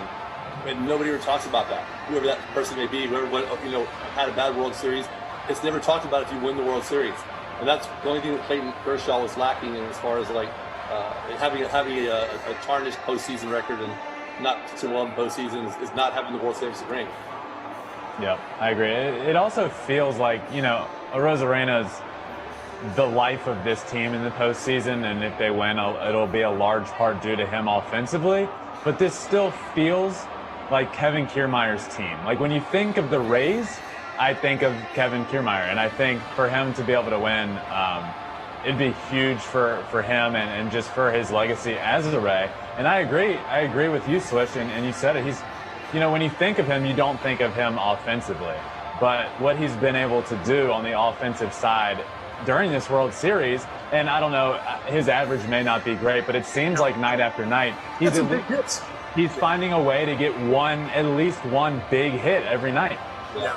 Well, look at these guys we're looking at right here. I mean, Corey Seager, Clayton Kershaw, Justin Turner, Max Muncy. I mean, the numbers these guys have been putting up this postseason and in this World Series have been absolutely unbelievable. My question to you is right now, say the Dodgers pull Game 6 off and win this World Series, who do you give the MVP to? I think whoever has the biggest hit late in this game can win today or tomorrow. Yeah. You never know. The thing is, when they said in the start of the game there, nine players have hit 11 home runs in the World Series for the Dodgers. 9 players have homered in the World Series. That's incredible. That's incredible. I think as of right now, it's Corey Seager, and I don't think it changes unless somebody latently, like if Justin Turner hits a walk-off, right, I think you give it to him. But unless there's something crazy like that happens, I think it's Corey Seager's right now. Yeah. It depends what happens late today or tomorrow. Yep. I was looking at some stats early in the game, and this one jumped out to me, and I didn't know if I was going to bring it up or not, but this seems like a great spot talking about the Dodgers. LA has been able to scratch a run out in 43% of their innings in the World Series, which is currently the highest rate by any team ever that did not sweep the World Series. 43% of their innings they're scoring a run. That's impressive. That's crazy. I mean, the consistency of what the Dodgers have been able to do, that's the thing that you got to have, right? I mean, I know this has been a shortened season, but you need to stay consistent in who you are and what you're doing. And the Dodgers have. 3 out of the last 4 years they've been to the World Series, right? I don't care if they've won it or not. That is consistency. And what these guys have done right now through the consistent approach, right? You know, kind of early in that postseason, it seemed like they were struggling. They were scoring big runs in a couple innings. But now it just seems like they are early and often. Right now, obviously struggling with Blake Snell. But I can promise you, if they continue to keep putting pressure on Blake, he's going to crack. Yep, and this is the inning, where that stat starts to sway into the Dodgers' favors in terms of Snell throwing them. Innings 1 through 3, dominant, which he was. Innings 4 on, bad. But just over a 7 ERA. Just not good. So I'll be interested to see, starting right now, how he does. And like you said, Swish, this makes a big difference. His pitch count's at 40 through 3 innings. Low. So maybe that'll propel him a little longer. Maybe his numbers will maybe he'll in the 5th or 6th is where we need to start looking out, because he's only at 40 pitches in the 4th inning right now. Yeah, but I remember Rick talking about this last start, that they're kind of careful with a guy like Blake Snell, kind of not letting him kind of go over that 80, 90 pitch mark and really kind of letting him go. Right now, Game 6 on the line, for the Rays, a do or die situation. Hey, I'm riding Blake Snell, bro. I'm riding him till the wheels fall off, bro. And then I'll be like, hey, big fella, rest up Game 7, bro. You deserve it, my man, because you gave, look at another punch out, 7th punch out of the game.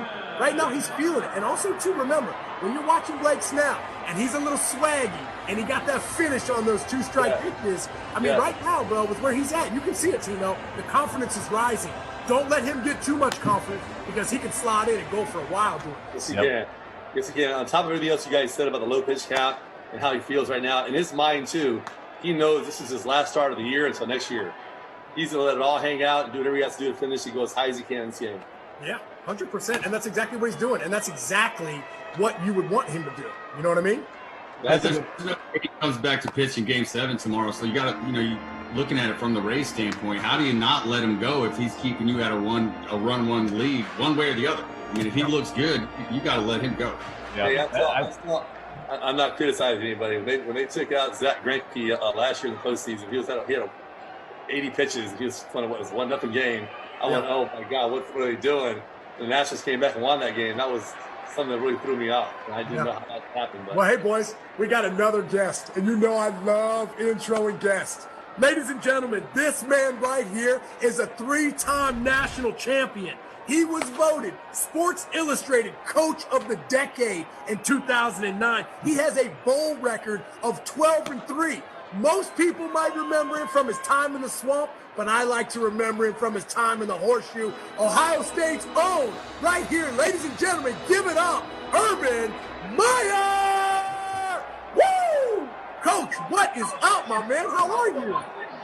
What's up, Nick? Hey, you need just a little more energy, Nick. A little bit more. Tino, how you doing, man? Good, Coach. How you doing? Great to see you again. Good to see you. Coach, hey, what do you think of this World Series right now, baby? What do you think? Game 6, Dodgers, Rays, what do you got? It's baseball at its finest right now. They're playing their butts off. I hope it gets – I'm a big fan of Game 7. I wish I'm a big fan. I go back to 1975 when Joe Morgan hit the Texas Leaguer and the Reds beat the Red Sox. So I'm a big Game 7 fan. That's right. Two greatest words in sports, no doubt about it, Coach. That's amazing. Well, thank you so much for calling on. Ben, what do you got for the coach? Yeah, Coach, we do these things called throwback pictures. Walk us through this picture that we got right here of you. Oh, shoot. Here we go.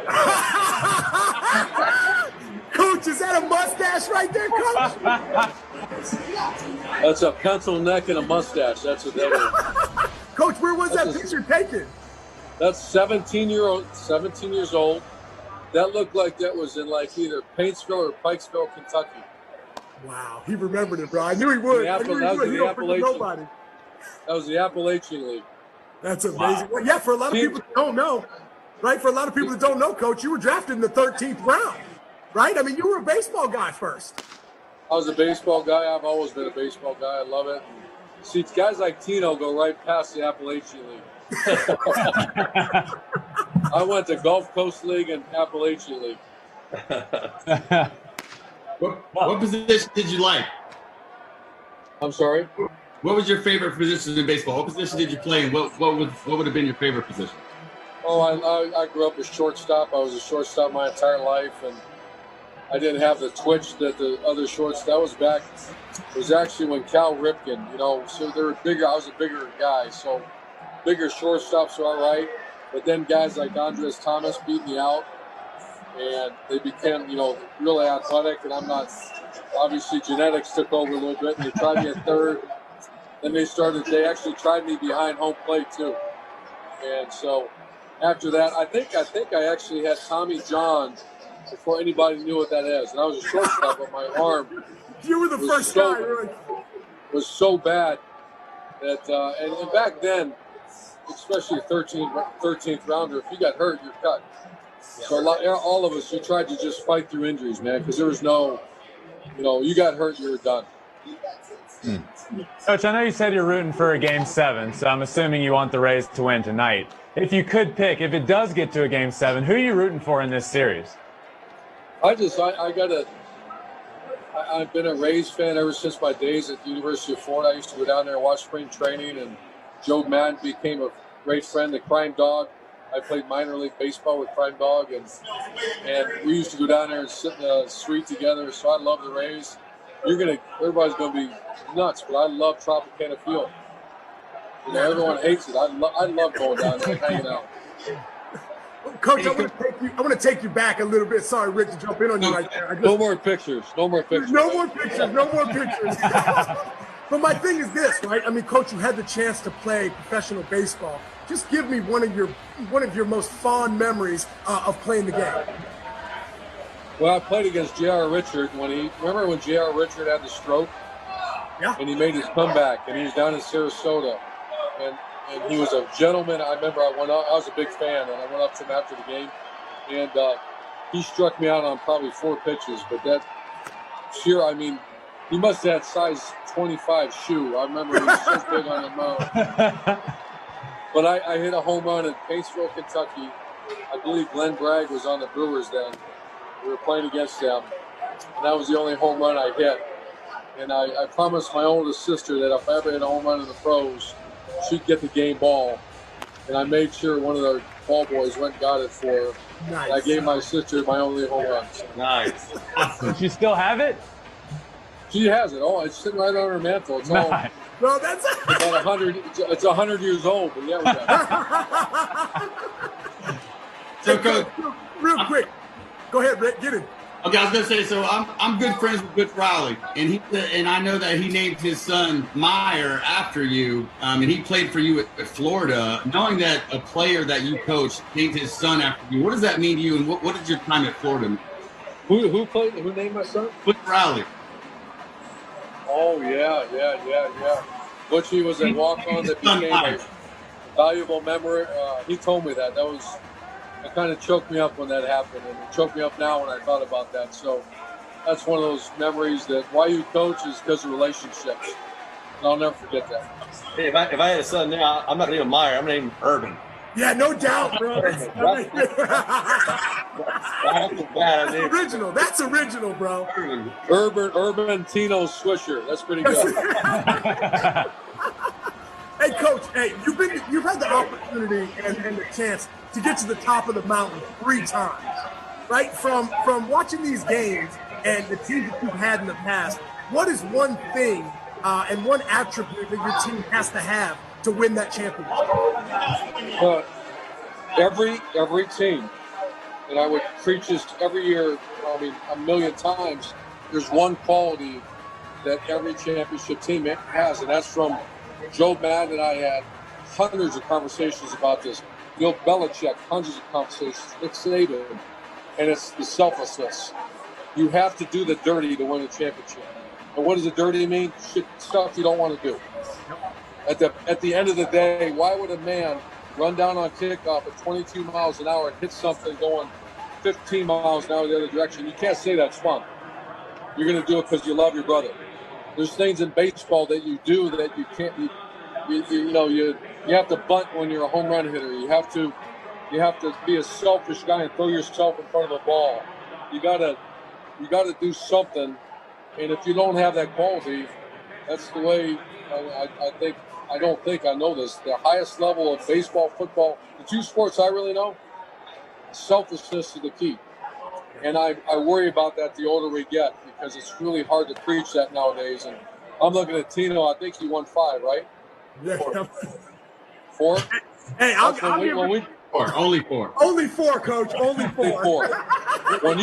When you told me that we played golf, that the instant. What makes Tom Brady the greatest? Sure he throws a great ball, but what makes him the best? He's won it more times than anybody else. What makes Nick Saban the best coach in college football? Is he the best coach? Who knows? It doesn't matter. He somehow created a culture where you win a championship, and that is so hard to do. Well, you've done it yourself, Coach. So, I mean, you've done it 3 times, and we all know that if you decide to come back again, wherever you come back to, you're going to have a chance to win again because you have that factor. We all know it. Well, Coach, I can't wait to see you, Tino, man. I look forward to hanging out with you again. Man, Coach, hey, by the way, being at Fox, it's been awesome having you on. Hey, on Saturdays, Coach, you're amazing. Inside of the game, you and Reggie and Matt and Brady, you guys are awesome, man. The show is fun to watch. Definitely rivaling that college game day, no doubt, because that big noon kickoff is a lot of fun to watch. I'm like 30 years older than those other guys. But I love them, and I really love our show. I think I always push our guys. I'm not interested in the what. Let's tell the viewer why. Why is this happening? And I want people to someday say, you know what, I'm going to flip over to this channel because I want to hear what the heck is going on. Like, we're going to have a huge conversation about what happened at Penn State and Indiana, why, game management, not blaming anybody, but just saying these are the scenarios that happen. So it's been good feedback, too. Yeah, man. The show's Coach, fun to watch. you mentioned it's about the why, not the what, which makes me wonder. You mentioned you hit one home run in your professional career. Why did it happen? Walk me through that at bat. Walk me through the AB. Yeah. Well, George Brett, it was back in the George Brett era, and he's one of my favorite hitters. I never met him. I talked to him on the phone a couple times, but boy, did he play third base like a man, did he? Remember that time he rounded second and got in a fight with Craig Nettles? Oh, that's third base right there. Yeah. Unbelievable. Yeah. But and so I changed my stance a little bit. I had I think it was a 1-2 or 0-2 count. You shorten your strike, your swing up a little bit, and it's one of those ones you hit it, and you're running to first. Like, wait a minute, that felt really good. And I look back and I see it drop over the fence. That's awesome. And that was back. I hit a ton of high school home runs in high school because they gave you a big aluminum bat about that big, and the fastballs were about 83 miles an hour. You get in the minors, it's 96, and True. And they give you a wooden bat. Yeah, exactly. But it's funny you say that, Coach. When you say that ball goes over the fence, you saw that feeling you get when it goes over the fence for your first and probably only home run. You said people don't realize. You talk to people out there. All the home runs we've ever hit in our time, every single time we hit that home run, that you get that same feeling. Like if you're a little league kid, you get so excited. You can't jump up and down like you always do, but you always have that feeling inside your body of like you're a 12-year-old kid hitting that home run. It never goes away.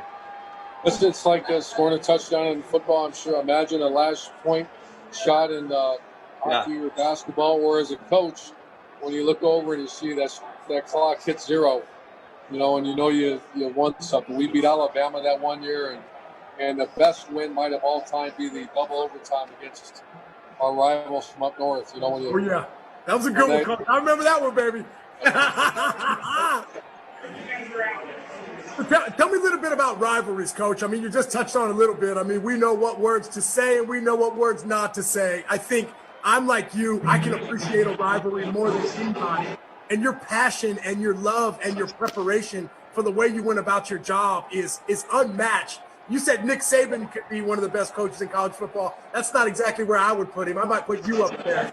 So for you and for guys like myself and obviously for Rick and Pino and Ben, right? Like we want to continue to still be mentors. We still want to be able to give back. What would be one skill that you would say to us that we would need to have moving forward to coach this next generation? I just think I worry about what's being taught.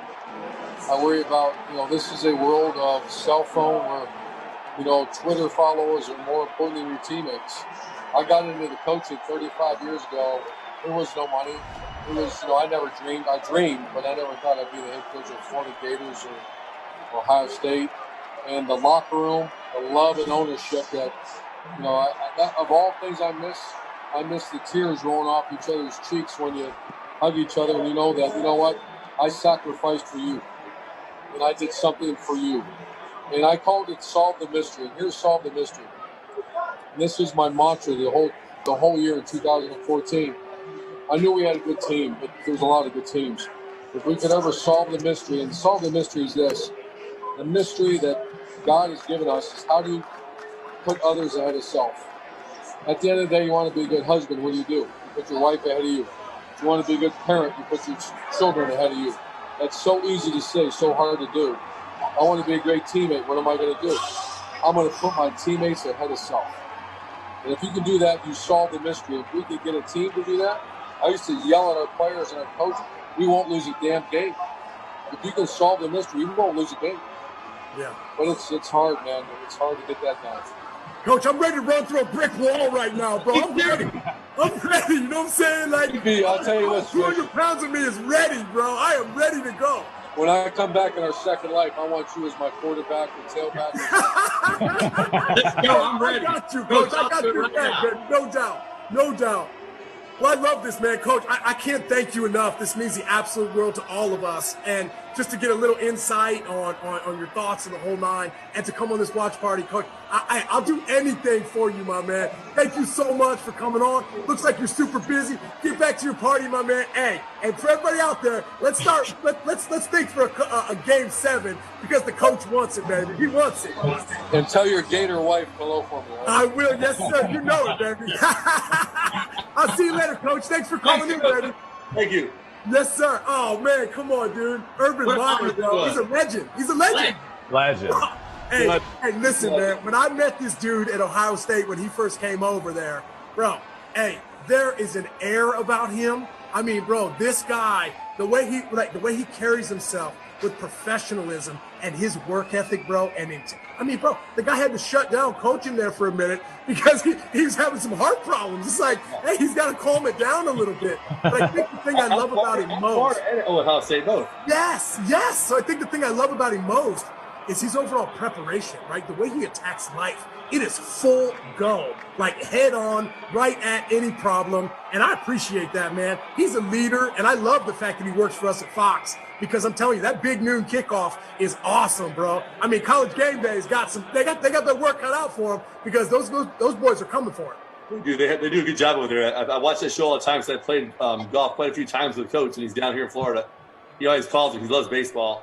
And he's pretty intense on the golf course too, man. When he hits a bad shot, he gets pretty pissed and stuff. And I go, "Damn, coach, just having fun out here." And he's like serious, but he's awesome. But also, not because I'm from Tampa and the Rays are in this World Series here, but every year the World Series goes on. Every year, I want Game 7 every year, no matter who's playing. And that's how he feels. Game 7 is the best. We all know that. That's what we're all rooting for. Yeah, I mean, true, bro. I think it's cool how Ohio State and Michigan is one of the biggest rivalries there is. It's just one of the biggest rivalries that you can find. And even it's not a media gimmick. He won't even say Michigan. And by the way, on campus, they cross out all the M's on campus, dude. They put tape over all the M's all over the Ohio State campus, bro, the week you play Michigan. That's why he calls them that team up north. You ain't going to hear Michigan come out of that man's mouth. Hey, by the way, Randy Rosarina got another knock. I don't know if you guys saw that or not. Soccer.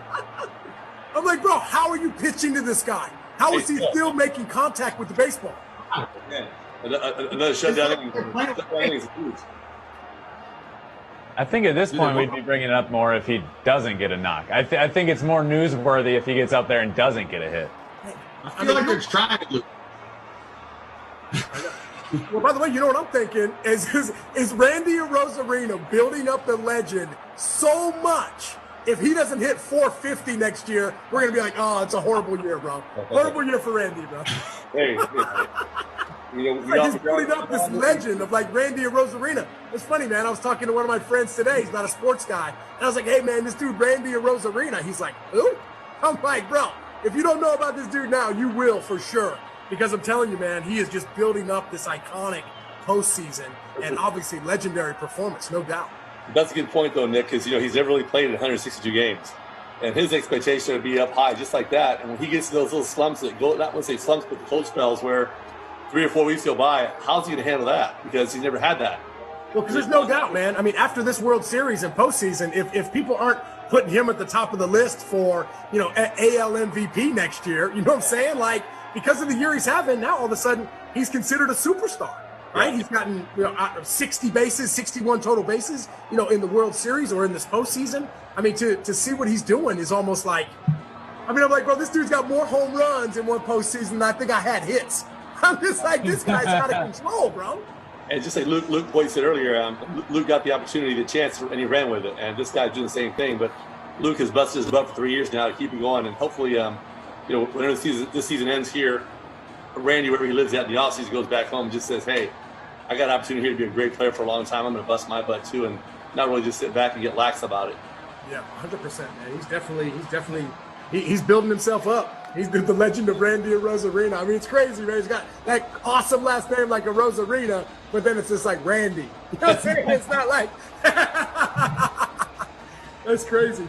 Well, guys, I'm actually really excited to watch this next. We got Snell coming back out for the 5th. He has 9 punch-outs already tonight, coming back out with a low pitch count. I'm excited to watch him throw here. Yeah, man, he just continues to keep grooving. And Rick can speak to this because he's been in that groove. He's been there where he's been able to go, 7, 8, 9 innings, right? I mean, Rick, when you get in that groove, and you were talking a little bit about earlier, Tino was kind of talking about the feel, the seams on your fingers from the breaking ball to the fastball. When you're really locked in, and you're laser locked and you're zoned in, you're in the zone, right? Like, how good of a feeling is that for a pitcher? Well, it feels like you're in control, right? And that's the difference between being a pitcher and a hitter, is that you can actually control the game. It's yours, right? There's nothing they can do And play about it. until you throw it. Yeah, there's no better feeling than that. And I always felt like there is that dominance to it, that whereas a hitter, I could be great. I could go 4 for 4, but that doesn't mean we're going to win the game, right? It's all about what our pitcher does and how many runs we give up. So it's totally different from that side of it. But, I think one thing that always helped me was just really trying to stay focused. Don't get too high, don't get too low. And what I mean by that is whether I feel the best or not, I know I need to go out there and execute pitches and just try to keep myself right there as simple as possible. Yeah. Well, you see what's happening. I mean, ain't nobody hitting him, bro. So they're trying to bunt, and I appreciate that. Will Smith did a nice little drag bunt. Tino, I know you saw that because I saw your eyes. I mean, you appreciate that. Love it. I love it. I mean, it makes it happen. Do something different, make it happen. I mean, I'm sure that Wendell's playing way back anyway. Nobody's expecting the bunt. Yeah, but that's the deal, man. I mean, now with the exit velos that these guys can put on it, you don't see that third baseman jam down your throat on the third baseline anymore. You see him back in the dirt. You know what I'm saying? So if you have any decent speed, right, and you lay down a good bunt, you don't have to have any speed if you lay down a good bunt. Right. Like if you put it in the right spot, you're definitely going to get over there on first base. But I can appreciate that, making something happen, applying pressure. Right? Like continue to do something, right? Don't just keep going up there and swinging for the fences if it ain't working. Let's try something different. Let's do it a little differently. I'm so glad you brought that up because I had two buddies text me. They're watching the game together, and they're like, why is nobody bunting or slapping the ball to the other side of the field when the shift is going on? And so I want to bring that up, but you brought it up. What do you guys think about that? I love it, man. I'm with T. I mean, like at the end of the day, you got to do something. You got to press the issue. By the way, Blake Snell is cruise control right now, bro. So with where he's at, if I'm thinking to myself, I'm like, bro, if he chewed me up in my first at bat, 4 or 5 pitches, punch me out, and then I saw him do that to 8 other guys, I might think about, maybe I might push bunt. Maybe if they put 4 outfielders out there, I might think about, maybe like the little slash bunt, something different, just to try and make something happen. Because if I could get him out of that rhythm of being in this windup and get him in his, not the windup, but the stretch. Your guy's like, bro, I can't even think of the right word. Get him in the stretch. Maybe something different can happen. Get him out of the rhythm. I get the same thing with Dave Roberts. I mean, you get a guy on first base. Obviously, there's one out now, but you get a guy on basement. You got to start thinking about maybe. I know they have these big bombers on the Dodgers, but hit and run. Move guys around, get something just to create some havoc to like you said, get him out of his comfort zone. Rick, we talk about Snell cruising right now, and as a panel, all of us know what it feels like in the box when things are going well. You're locked in. You feel like it's a beach ball getting tossed up to you. On the pitching side, what's going on mentally when you're just so laser locked in? What does that feel like from the pitcher's side? Well, I hate to be cliche, but it's like you just see a tunnel to the mitt. You have that feeling of like, you don't even notice who's in the box. If anything, when you do see who's coming to the plate, I think it elevates your game that much more because I know I'm feeling my groove and I'm going to beat you. Look, I mean, baseball is set up where the pitcher's going to win, right? 3 out of 10 times is Hall of Fame. You know that, 300 batting average. So if I'm feeling right, I'm going to get you. And look, Blake Snell's stuff from the left-handed side is absolutely filthy. So, like I said, from a dominance standpoint, that's where it is, right? He has a chance to throw a complete game if he keeps on this pace, if they let him. Yeah, well, if they let him get in there to that 9, over that 80 mark, right? Over that 80-pitch mark, because we heard Ben talk about his ERA from the first 3 to the next 3, right? Innings 4 through 6, right? I mean, that's where he really struggles, but hot damn, bro, it don't look like he's struggling tonight. I got a question for you. When he did win the Cy Young and they, it seemed like they let him go longer, what changed between now and then? I don't know. I mean, he was pitching the same way. They just started taking him out earlier. They just started hooking him on games like this. For example, in April and May or June, they take him out to the 5th inning. He's got maybe a chance to get the win. And he wants to go. He doesn't want to come out. They started pulling him out, saving him for later on in the season because of their bullpen openers and all that kind of stuff. And that's the only thing that changed. It wasn't him. He pitched the same way. Interesting. I mean, look at him, bro. I mean, he's absolutely cruising. By the way, you're right. I mean, I forget who said it. One of you guys said it. I mean, this is his last start of the year. I mean, this is it, right? Like, let it hang, baby. Let it all hang out, Blake. Give me everything you got, baby. Everything you got. He knows he's not coming out of the bullpen. Empty the tank. Yep. He knows he's not pitching 2 days from now. he knows this is it, and he's going to just go all out. And hopefully, they give him a chance to do it. That's all I can say. Well, no doubt. I mean, I would love to see him go as long as he could. I mean, I know the stats are, I would say, the second, the fourth, fifth inning, whatever it is, he struggles. But today's today. Let's just go by today only. Yeah. See, this is the thing where, we talked a little bit about it. Sometimes the analytics don't exactly play as much in the postseason as they do in the regular season.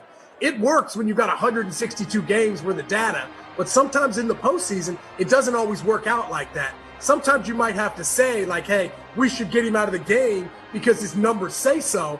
But at the end of the day, Cash has got to look him in the eye and say, hey, you are absolutely cruising. What do you got for me? And if Snell looks him right back in the eye, then, baby, he's going back out there.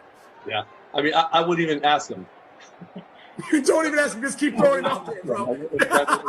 Don't even ask him. Just look at him. And if he comes your way and it feels like, hey, don't even just put that in his head. Yeah. Hey, how you feeling? Well, obviously, I'm feeling good.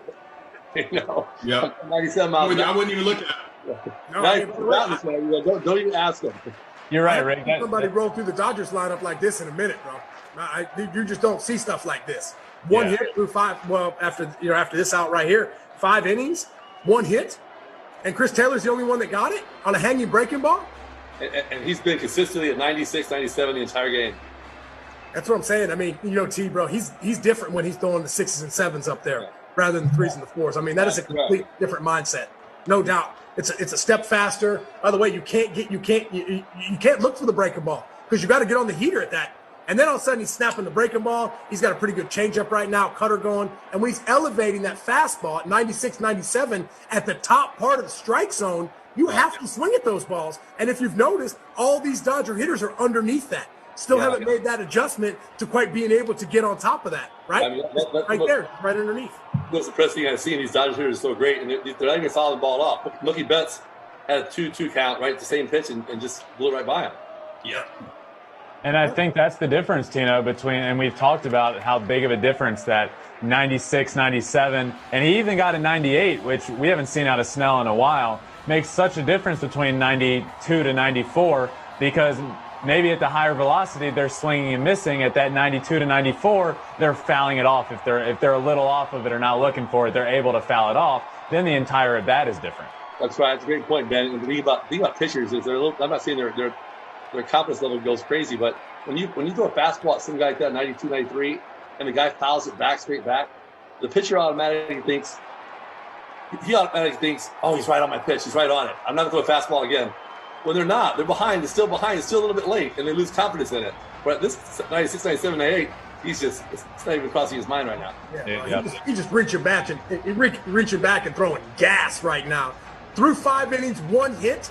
I mean, bro, Blake Snell is cruising right now. 69 pitches. Wow, bro, that's getting it done. There's a long way to go. He looks good. You're talking about one of the best hitting teams in the National League in all of baseball, and a hot hitting team right now. Yeah. That's what I'm saying. Like, this is the last thing you want to do if you're the Dodgers is mess around and lose this game, or even if you lose 1-0, because, bro, Game 7, like Coach Meyer was saying, baby, you never know what's going to happen in Game 7. Yep. The Rays needed this game. This is huge. Yeah, and he's absolutely dominating right now. And in between innings, I want to ask you guys this. What is the most dominant postseason performance that you guys got to witness in your playing days? Swish? Oh, man. Jeez, I mean, I'm trying to think. I mean, obviously the Reggie Jackson thing, we got a chance to talk to him, I thought was awesome.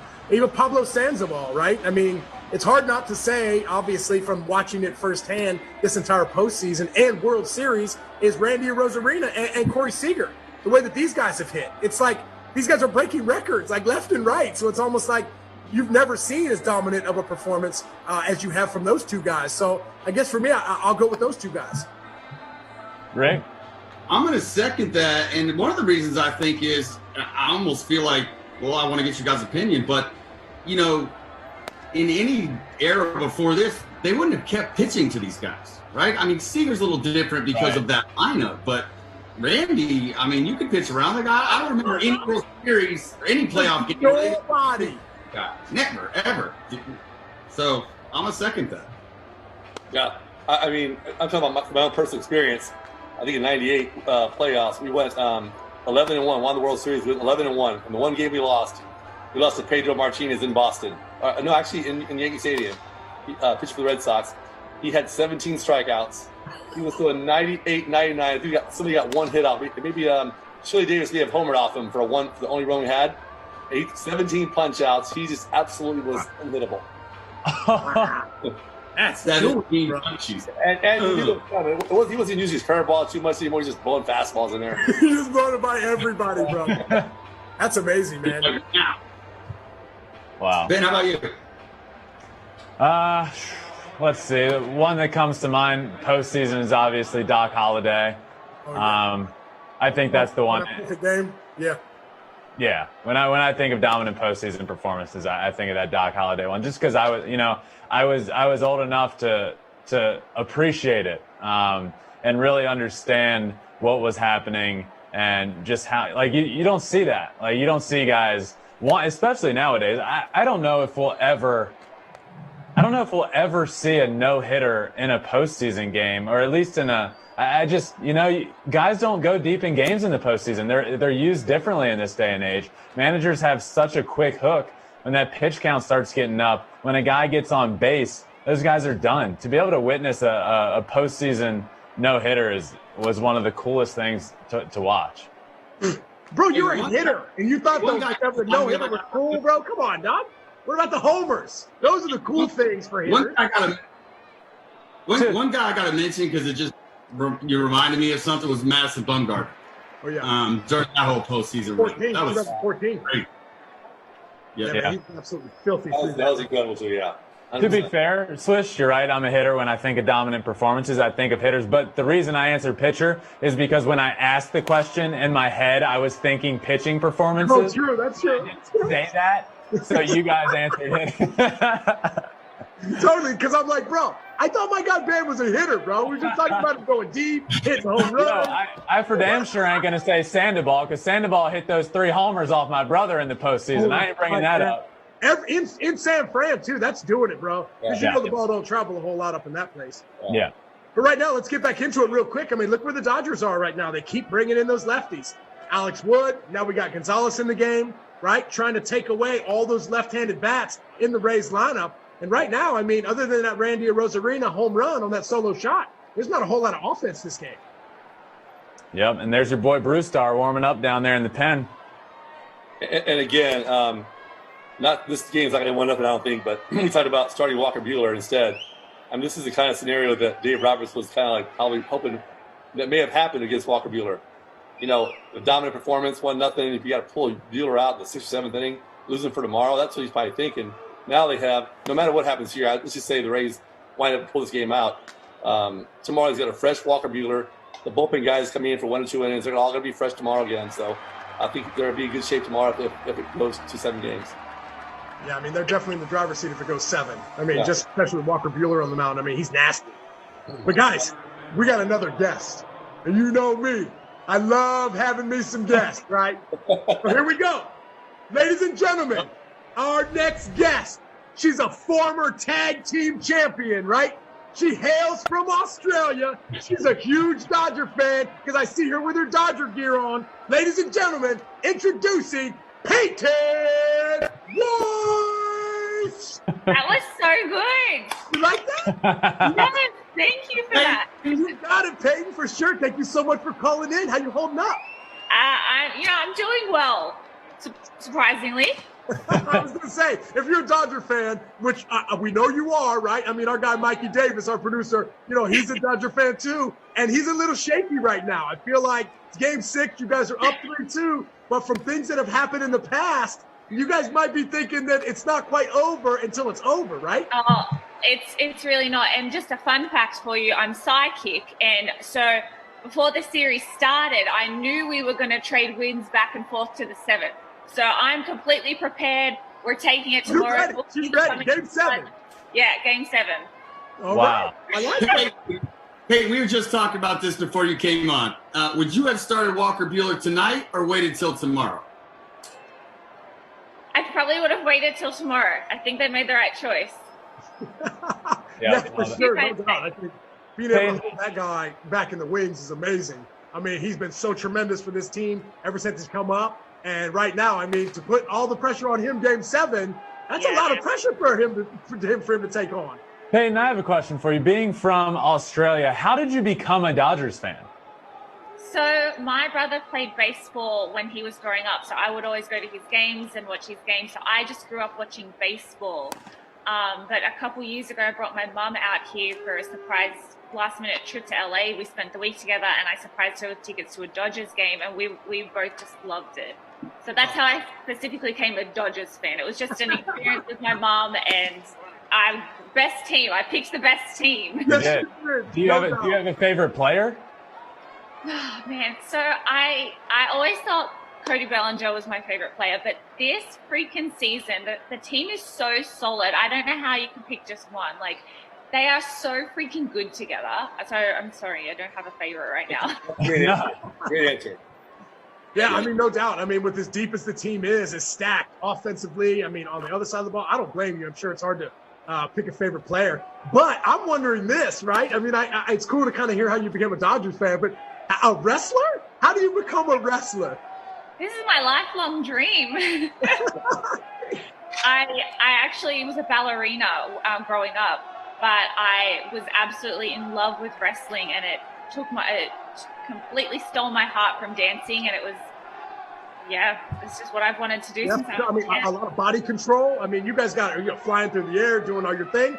Here's a question. Is there a WWE superstar that you feel would be a great baseball player? Ooh. Good question. I mean, aside from me? Yeah, I mean, obviously. Obviously. Dude, I don't know, man. We have such athletic talent. I feel like anyone kind of given the training would just pick it up instantly. Yeah, sure.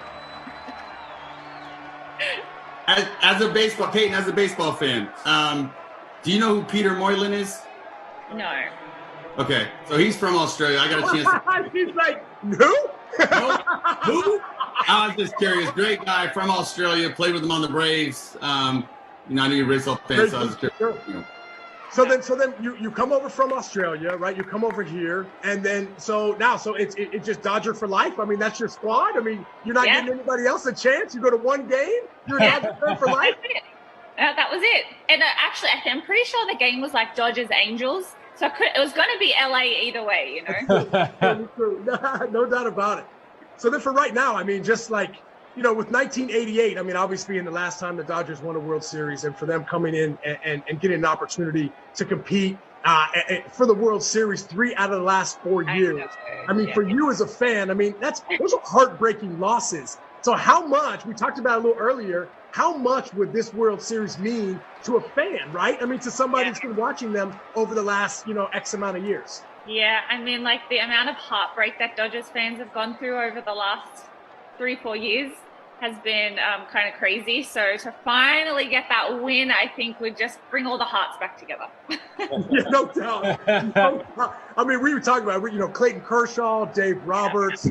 I mean, those are the guys, Kenley Jansen. I mean, those are the guys that, have gone through those struggles and that adversity, but continue to keep fighting back. So I think, no doubt, I totally agree with you. To be able to get this World Series would mean the world and some to not only the players, but I think all their fans as well. Totally. Absolutely agree with you. Peyton, if they don't win this one, is there a chance you become an Angels fan? Is it possible? Gosh. No, it's not possible, but yeah, could be. She's a Dodger fan, bro. She's staying in there, bro. She got that. So, Peyton, let's say they do win this game tonight or tomorrow night. Yes. How are you going to celebrate? How are you celebrating? Well, I don't know where you guys are located, but I'm on the East Coast. So by the time the game's over, it's midnight, and I'm like, to bed. All of us, me, Rick, and Tino, we're on the East Coast too. Okay. So we feel it. No, we feel you. It's like 12:30. I'm like, bro, I'm exhausted. I know. Lucky it's not the 19th inning again, like it was a couple years ago. Don't say that. So you're going to be. It's possible. It's definitely possible. So not only are you going to be pumped your Dodgers won, you're pumped you're going to be able to go to sleep. Yeah. This is Chief. He's come to watch the game too. Oh, hey, buddy. What's going on? Maybe your wrestling opponents will think that if they win, you'll be a little easier on them. You'll feel a lot better and nicer. Maybe. Yeah. Maybe Tell not. us a little bit about it. I mean, come on, former tag team champ. I mean, you know what it's like, right? You were able to hoist the belt above your head, right? And be a champion, right? I mean, so you understand what that feeling is like. I mean, obviously, these guys want to make sure they can have that happen too. So for them to have that opportunity, how great is that? Oh, so incredible. And they're just such a good team. I really feel like they deserve to be where they are. And I really hope this year that they take it. Yeah, so I got another question real quick. It's kind of a flip question from what I asked you before. Because there's not a WWE person that comes to your mind that could be a great baseball player. What about a great Dodger being a wrestler? Ooh. I'm going to go with Mookie Betts. Oh! Yeah. That's a good answer. You'd be flying off the top rope, Jimmy Superfight Snuka coming at you. That's a great answer. That guy can do everything. For those outfield, he throws caution to the wind, doesn't care about his body. He's just, flying and going for the ball. So I think he's fearless. He's agile. He's quick, and I think he would kill it. Dude, hey, by the way, that is a great answer. I was thinking of maybe like Bruce Star Gratterall, maybe like a big show or something. I could see that too. You know what I mean? Jock Peterson or Turner with a beard. That's right, dude, no doubt. Jim Reynolds. Oh, man. Well, Peyton, you are so awesome for calling in. I can't thank you enough. This means the world to us. We're going to be pulling for the Dodgers for you, no doubt about it. But if it's going to go to a Game 7, we know you'll be watching tomorrow night. Thank you again so much for calling in. We wish you nothing but the best of luck. And let's get that tag team championship again, you know? Thank you guys for having me. Thank you. All right, Peyton, take it easy. Take care. Swish, I could see you being a wrestler. Oh, bro, you know I can pump him up like a wrestler, bro. You know what I'm saying? Like the Undertaker just bringing the lights up, bro. You know what I'm saying? Have to get back to the gym, bro. Have you ever been invited to a show? Because I feel like that's something that they would invite you to. Oh, bro, all I wanted to do was run down. I just want to run into the ring. You know what I'm saying? Like run down the tunnel, bro. Into the ring, dive into the ring. You know? And then get back out. Yeah, because out here in Florida, bro, there's a lot of wrestlers out here, man. You know what I'm saying? In Orlando, right? A lot of wrestlers out here. As a matter of fact, my big league strength coach for the Chicago White Sox, Dale Torborg, right, was the Demon, right? When WCW was still something, he was the Demon. Yeah. So he had this huge mat in the weight room, and he taught us how to body slam each other. Right? And how they kind of look out for each other and obviously try and protect each other's heads and necks and all that stuff. But it was so great because she was right. Peyton was so right. You have to be athletic to do that, right? It's much about body control. And let's be honest, bro, I don't care if somebody calls it not real. When you're jumping off of a top rope, 8 feet in the air and landing on somebody, bro, that looks like it's going to hurt for sure. No doubt. I agree. I've come to appreciate, when I was younger, I used to watch and would always, I thought it was real back then. And then you hear that it's not, and you're like, well, that sucks. But then I've gotten older and watched those people, and it's like, it's a performance. It's a show, and it's really impressive what they do and what she does. So I was excited to have her on. Hey, who are you guys' favorite wrestlers growing up? Mine was the Ultimate Warrior. Oh, right, shaking the thing, right? You know what I mean? You remember that?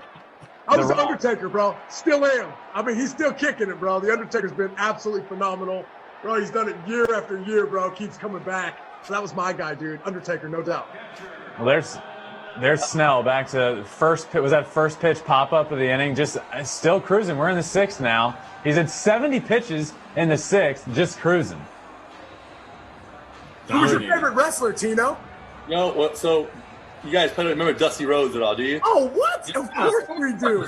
So when wrestling first started, before it became WWE and all that stuff, they wrestled here in Tampa at the Fort Homer Hester here off of Armenia. That's where Dusty Rhodes, the Briscoe brothers, Blair, Ivan Koloff. No, Ric Flair came along later. The Killer Bees, Ryan Blair. Yeah. Those guys. Every Saturday night. I saw Jim Duggan, bro. You remember him? Yeah. The Iron Sheik. Yes. You're taking me back, bro. No doubt. No doubt. I used to think Muhammad Ali was the king of talking crap. Yeah. my nephew Joe Prado's watching you now. But I give him a shout out because he's the ring guy. He's the bell guy for the WWE. Totally. Yeah. Love that. Yeah. He's a WWE fanatic and he's a Dodger fanatic as well. Yeah. Well, now I know who I'm calling for wrestling tickets. Yeah, no doubt. No, we're calling Peyton, player. We're calling Peyton. Hey, we need some tickets, Peyton. You got to hook us up.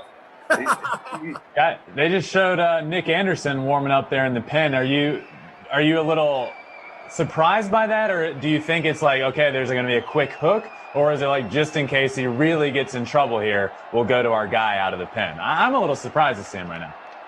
I don't like that. I don't like that. I think that you mentioned this earlier, Tino. I feel like you're putting doubt in his mind because every starting pitcher turns around, and when you see that guy out there warming up, you just immediately think, they don't believe in you and you're coming out. I don't like that. 100%, dude. And by the way, He's done. they're already yanking him, bro. Done. This ain't it, dude. I don't even know what to say right now. 73 I'll take this on the chin. I'm not. He ain't coming out. Look at it, bro. Look at it. Look at it. See that? If they lose, this will be the narrative. It has to be. He's pissed. He's pissed. What's happening right now? Come on, Cash Money. What are you doing, baby? Let your guy roll. By the way, you see him running in? Is he running in? He gonna talk. You wait. Somebody's gonna catch a video of him talking to Snell in that dugout. You watch. There's gonna be a camera on that. Well, Are you for real? Wow. I'm shocked. Are you kidding me? Is it 74 pitches? I'm shocked. 73. 73 pitches, dominating. Oh, man. Look where he's going. Look where he's going. He ain't even staying in the dugout, bro. He's out. Okay. Oh, he's coming back. Okay, he's coming back. Okay. He's got to come back out for the team, though, for sure. But Wait till Cash season. Cash ain't even done. What? He's staying calm. I mean, I think this is just like, this has got to be a move. And he's even asking him. He's like, hey, man, what's going on? Why they take me out of the game? I'm cruising. 74 pitch. I got 9 punchies. What's going on right now? 100% what he was saying right there. Wow. I'm shocked. Rick's shocked. He left. He's pissed. Yeah, Rick says, I'm out of here, bro. I can't watch this no more. I am too. Talk about taking the momentum away. I am too. I know you're bringing in Nick Anderson, but I know that, and I know he's good. But he ain't Blake Snell today good right now. No. Right. And how happy is the Dodger bench right now? The Dodgers like, dude, we're going to win the World Series. We're going to win the World Series. Anybody but him. Wow. I mean, is this Kevin Cash pulling a Dave Roberts right here? I have no comment. Rick, what do you got on this, bro? Because I feel like I'm just losing my mind. Like, I'm wondering to myself, like, what is happening? Am I saying all the wrong things? Because, by the way, let your man roll, right? Let him roll. He's feeling good. It's the best start he's had in I don't know how long. And they yank him at 74 pitches? Come on, Rick. I don't even know what to do. Turn my camera off, bro. Turn it off, bro. Turn it off. We're a lot of spirits second guess this. I mean, this is what we're here for. But he is dominating right now. Absolutely dominating. He's not in trouble whatsoever. You got Nick Anderson still out there if something was to go wrong. I'm with you. I don't understand it. Oh, that's 74 pitches. This guy won Cy Young. I lost track. Who's coming up, though? Does it matter? No, it doesn't. I'm just curious. Oh, I don't know. I have to check. I feel like what's his think name? Barnes just got a knock, so maybe they're rolling it back over again. Yeah. Maybe they're rolling it back over. Was it Smith or Barnes that just got that last hit? I don't know if it was Smith or Barnes. Okay, I gotta check. I get I was that. looking at that. I'm just curious. I just didn't know. I'm just thinking here. I don't know what I'm thinking. I know that it matters, but I mean, he's given up 2 hits. You know what I mean? Nobody's touched him. His velocity's there, and his pinpoint control is where he wants the ball right now. That's important. It's not right now. Yeah. It's turning back over, going around the third time through. And by the way, he's only punched out Mookie twice already tonight, right? And you're going to take him out so he can get a look at a right-hander? Look at my eyes right here. I You think actually made me look closer at the screen. Hey, I mean, this is the first thing. You got to go with what you see and what you feel, not about what the analytics say. This guy is out there cruising right now. You can say this is one of the most dominant World Series performances ever if you let him keep going. Look, all 3 of those guys coming up. All 3 have punched out twice. Haven't even made contact against him, bro. Haven't even made contact again. And now you're sitting 2-0 against Mookie Betts, bro. Gee, bro. I don't even know what's going on right now. Like, I'm so pulling for the Dodgers right now. right? I'm like, dude, I don't even know what happened, but I do give kudos to Blake Snell for getting back on that bench and being a teammate. Yeah. Right now, I know that he is probably so fired up and so frustrated on the inside that he doesn't want to show any emotion. I'm glad he put his mask on. I'm glad he's out there to support his team because, Rick, you've had starts like these, bro, where you're cruising along and the guy comes out and look what happened. Look what's going on. Here we go. Here we go. This is incredible. Like I'm furious as somebody that it's not rooting for anybody. I'm furious. I'm furious just watching a competitor have the best performance of his career in a World Series start and not get the chance to finish it. This is how I'm gonna watch the game, the whole rest of the game like this. That's how I'm gonna watch it. Oh man. Fire like this. I mean, I don't even know. I don't even know what to say on something like that. I don't either. Tino, how does that happen? But by the way, it instantly comes back to bite you in the ass. I mean, look at that bench now. Look at that bench. Yeah. I mean, so he goes. Here he comes out of the bullpen. He's firing the ball. Of course, he's going to be fired up and anxious. He throws 2 balls way outside. I mean, fastballs. Now Mookie's just going, hey, look for fastballs down the middle. Hit it hard somewhere, and sure enough, he got the ball he wanted. You know what? I would have thought there would have been more of a chance for somebody to pinch hit for Mookie Betts than Blake Snell coming out of the game. Man, I don't know. I mean, and now he's already on the phone. What are you doing, man? By the way, so he's calling the analytics department and telling them I told you so. Rick, when we got the chance to talk with Tony La Russa, what did he say? One of the key things of being a manager was staying out of the players' way. Staying out of the way and letting the players play. This is where analytics can really start to sway and move the ship in the wrong direction. I can't remember a dominant start like this from Blake Snell. I haven't seen this in a while. I haven't seen him. Mookie Betts had 2 strikeouts. Seager got 2 strikeouts. What's his name? Got 2 strikeouts. I'm doing intentional walk right now. Hey, I hope he was on the phone calling upstairs going, I told you guys we should have left him in. I told you this shit wasn't Don't give him the ground ball RBI. Well, by the way, man, I don't know. I don't know what to say. Like that's one of the more I'm sure Ken Rosenthal's giving a great breakdown right now. But this caught me off guard, bro. This caught me off guard. Yeah. I did not see this coming. It's definitely what Rick said. It's definitely analytics involved, and I brought up the. Oh my! There you go. Tie game. Oh God. This is. I can't watch this. I can't watch it, dog. I can't. I'm on a hard time too. It's the analytics involved. We're rooting for the Dodgers, I should say we picked the Dodgers at 6. But I mean, I'm a fan of Snell's. Watching him go out there and dominate. I want to see good baseball. Wow. By the way, and from what I've heard, that entire stadium is pro Dodger. Yeah,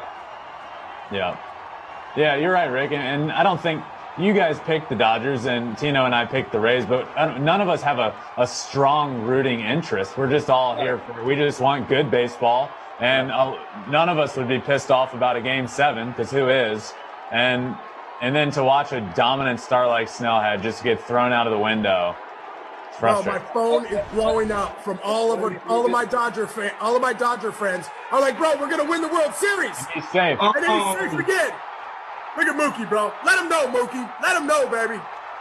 Wow. You just put the momentum right in their bench. Tino, you nailed it, right? All the Dodgers couldn't have been more happy to see Snell come out of that game. Snell comes out of the game. Whoever comes out of the bullpen in general is going to be in a 1-run game in the World Series. They're going to be fired up and they're going to be a little over anxious and throw balls in the dirt and that kind of stuff. And sure enough, that's just Mookie being fantastic. Did you guys by chance see the secondary that Mookie Betts got off of third base right there? For everybody at home, that's what a secondary is all about. That's why he scores that run. Watch him. Secondary, right there. Look at Cash. What do you think Cash is saying right now? I'm an idiot. What do you think he's thinking right now? Oh, man. You just always see the post-game interview is. Hey, well, by the way, man, at the end of the day, I don't care if that's an analytics move from the front office. That's going to fall flat on Kevin Cash's chest. Yeah. That's going to drop right on his chest. Oh, man. If they don't win, I mean, they outsmarted themselves here. You know, they completely outsmarted themselves.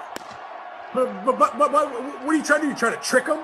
You trying to trick the Dodgers, bro? You trying to be like, ooh, I'm gonna take him out. You guys aren't ready for this. You know what I'm saying? Like, what is that? How often do you see the top 3 guys in that lineup 0 for 2 with 2 Ks? They're 0 for 6 with 6 punches, man. So you just say to yourself, okay, they struck him out twice. The third time around, he's not going to strike him out. Is that what the thought is? Yeah, well, Right. obviously. Yeah, because they knew he was going to hit a homer, bro. Yeah. Hey, they just gave the game away. Like, here, you can have it. The World Series way. Yeah, they just gave it away. Here, you can have it. Yeah, not the game, Rick. The World Series, baby. The great. What's tomorrow? Yeah. By the way, I mean, Tino, you and I, we were thinking the same thing. All of a sudden, we got somebody coming in other than Blake Snell. We're like, oh, hell yeah. That's exactly what I'm looking for. Yeah. Get that guy out of there, bro, because he is embarrassing me. Yeah. You know what I mean?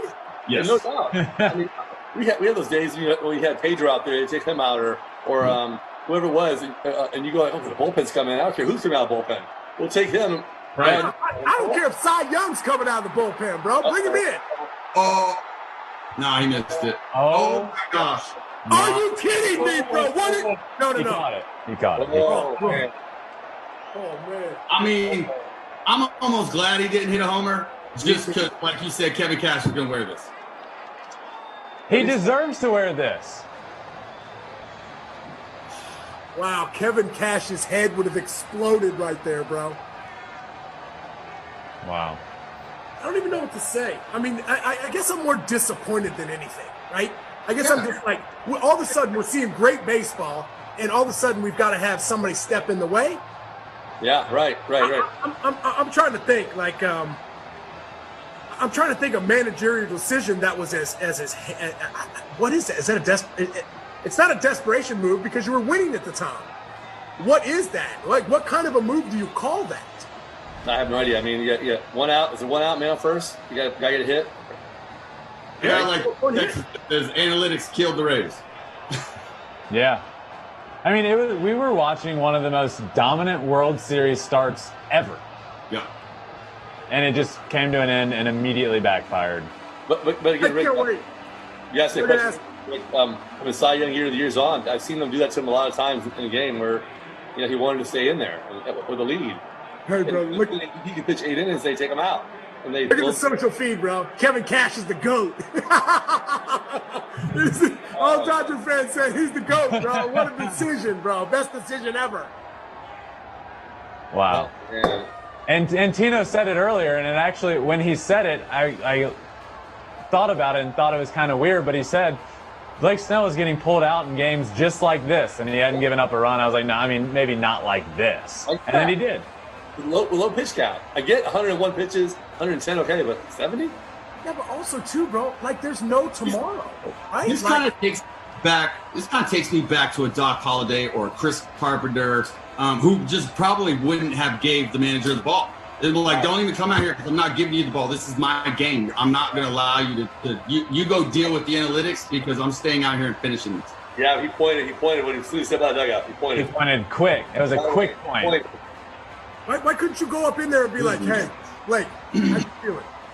Because the numbers don't favor you. How are you feeling, right? Look him in the eye and go from there. You make a good point, and it actually makes me the fact that he came out of the dugout and pointed so quick makes me wonder if that came from the top, because he didn't want to go out there and talk to his guy. He didn't want to give him a second chance. He went out of the dugout and immediately pointed to the bullpen, almost like, I just got word, I need to pull it. Yeah, right. They're going to ask Cash after the game, and he's going to be like, well, what had happened was. You know what I mean? I know it's not an individual game, but what we just took away, like you said, all you guys said a minute ago, we just missed out seeing probably one of the best performances ever in a World Series game. Yeah. And by the way, man, like, you just gave it to him. Like, you just handed it. You just gave the momentum away. You had all the momentum going. Blake Snell was not dominating, embarrassing dudes today, right? Like, just blowing doors today. Him out. Not like, like that, just a missed homer or a hard hit line drive. Strikeouts. Yeah. We just talked about this, how dominant you could be as a pitcher. And that's kind of what I was saying. You know, like you can control the game. He was controlling the game. It was his destiny. You got to at least be able to allow him to lose it, so to speak, right? Like give away the lead and then we're moving. Right. Give him a chance. If he gets out of inning, it's 1-1 for some reason or another. He gets to 1-1. Okay, it's still 1-1. He's still the game. You know, There was nothing to even get out of. He wasn't in trouble. No, I know. That's what I'm saying. Let's not forget that this guy won the Cy Young. He's a Cy Young Award winner. It's not like he's a rookie and this is his first year. He's won the Cy Young. He's got you know this. There's gonna be some questions got to be answered after this one. I'm trying to think, man. I remember when Girardi was coaching the Yankees in '17, and you remember there was kind of like a close. Somebody almost got hit with the pitch, and you didn't challenge it. And I remember that being the sign. They ended up coming back and winning that game. But right. if they wouldn't have came back and won that game, I mean, bro, I know Kevin Cash is going to be, maybe the manager of the year in the American League. But, like, bro, you could lose a job for something like that, right? Yeah. Like, that's a big enough decision to lose a job, right? 100%. In today's world, for sure. I don't even know what to say. I still can't believe I'm looking at Luke out here pitching right now, bro. I can't believe I'm watching this. But if it came from up above, that guy should lose his job too. Right. Yeah, but I'm it just ain't saying. like that. You think we're ever gonna know? I can't even believe it. I got people texting me all over the place. Yep. Like, bro, Dodgers are gonna win. Dodgers are gonna win. Yeah. They are. I mean, man, oh man. It's like I want to try and change the subject, but I can't. It's like the only thing I'm thinking about right now. I can't even say the stuff people are texting. we gotta focus this game here. You never know what'll happen now. Hey man, we need a social media question or something, bro. We need because right now, bro, what's the worst managerial decision you've seen in the World Series? If that's the social media question, I got an answer for you, baby. Oh my God. That was Billy Martin not putting Reggie Jackson hitting fourth. Wow. Hey, no? Because he's mad at him. It doesn't even make no sense, man. I can't even believe it. I can't even believe I'm looking down at a 2-1 game right now. Completely. Look at him. Look at him.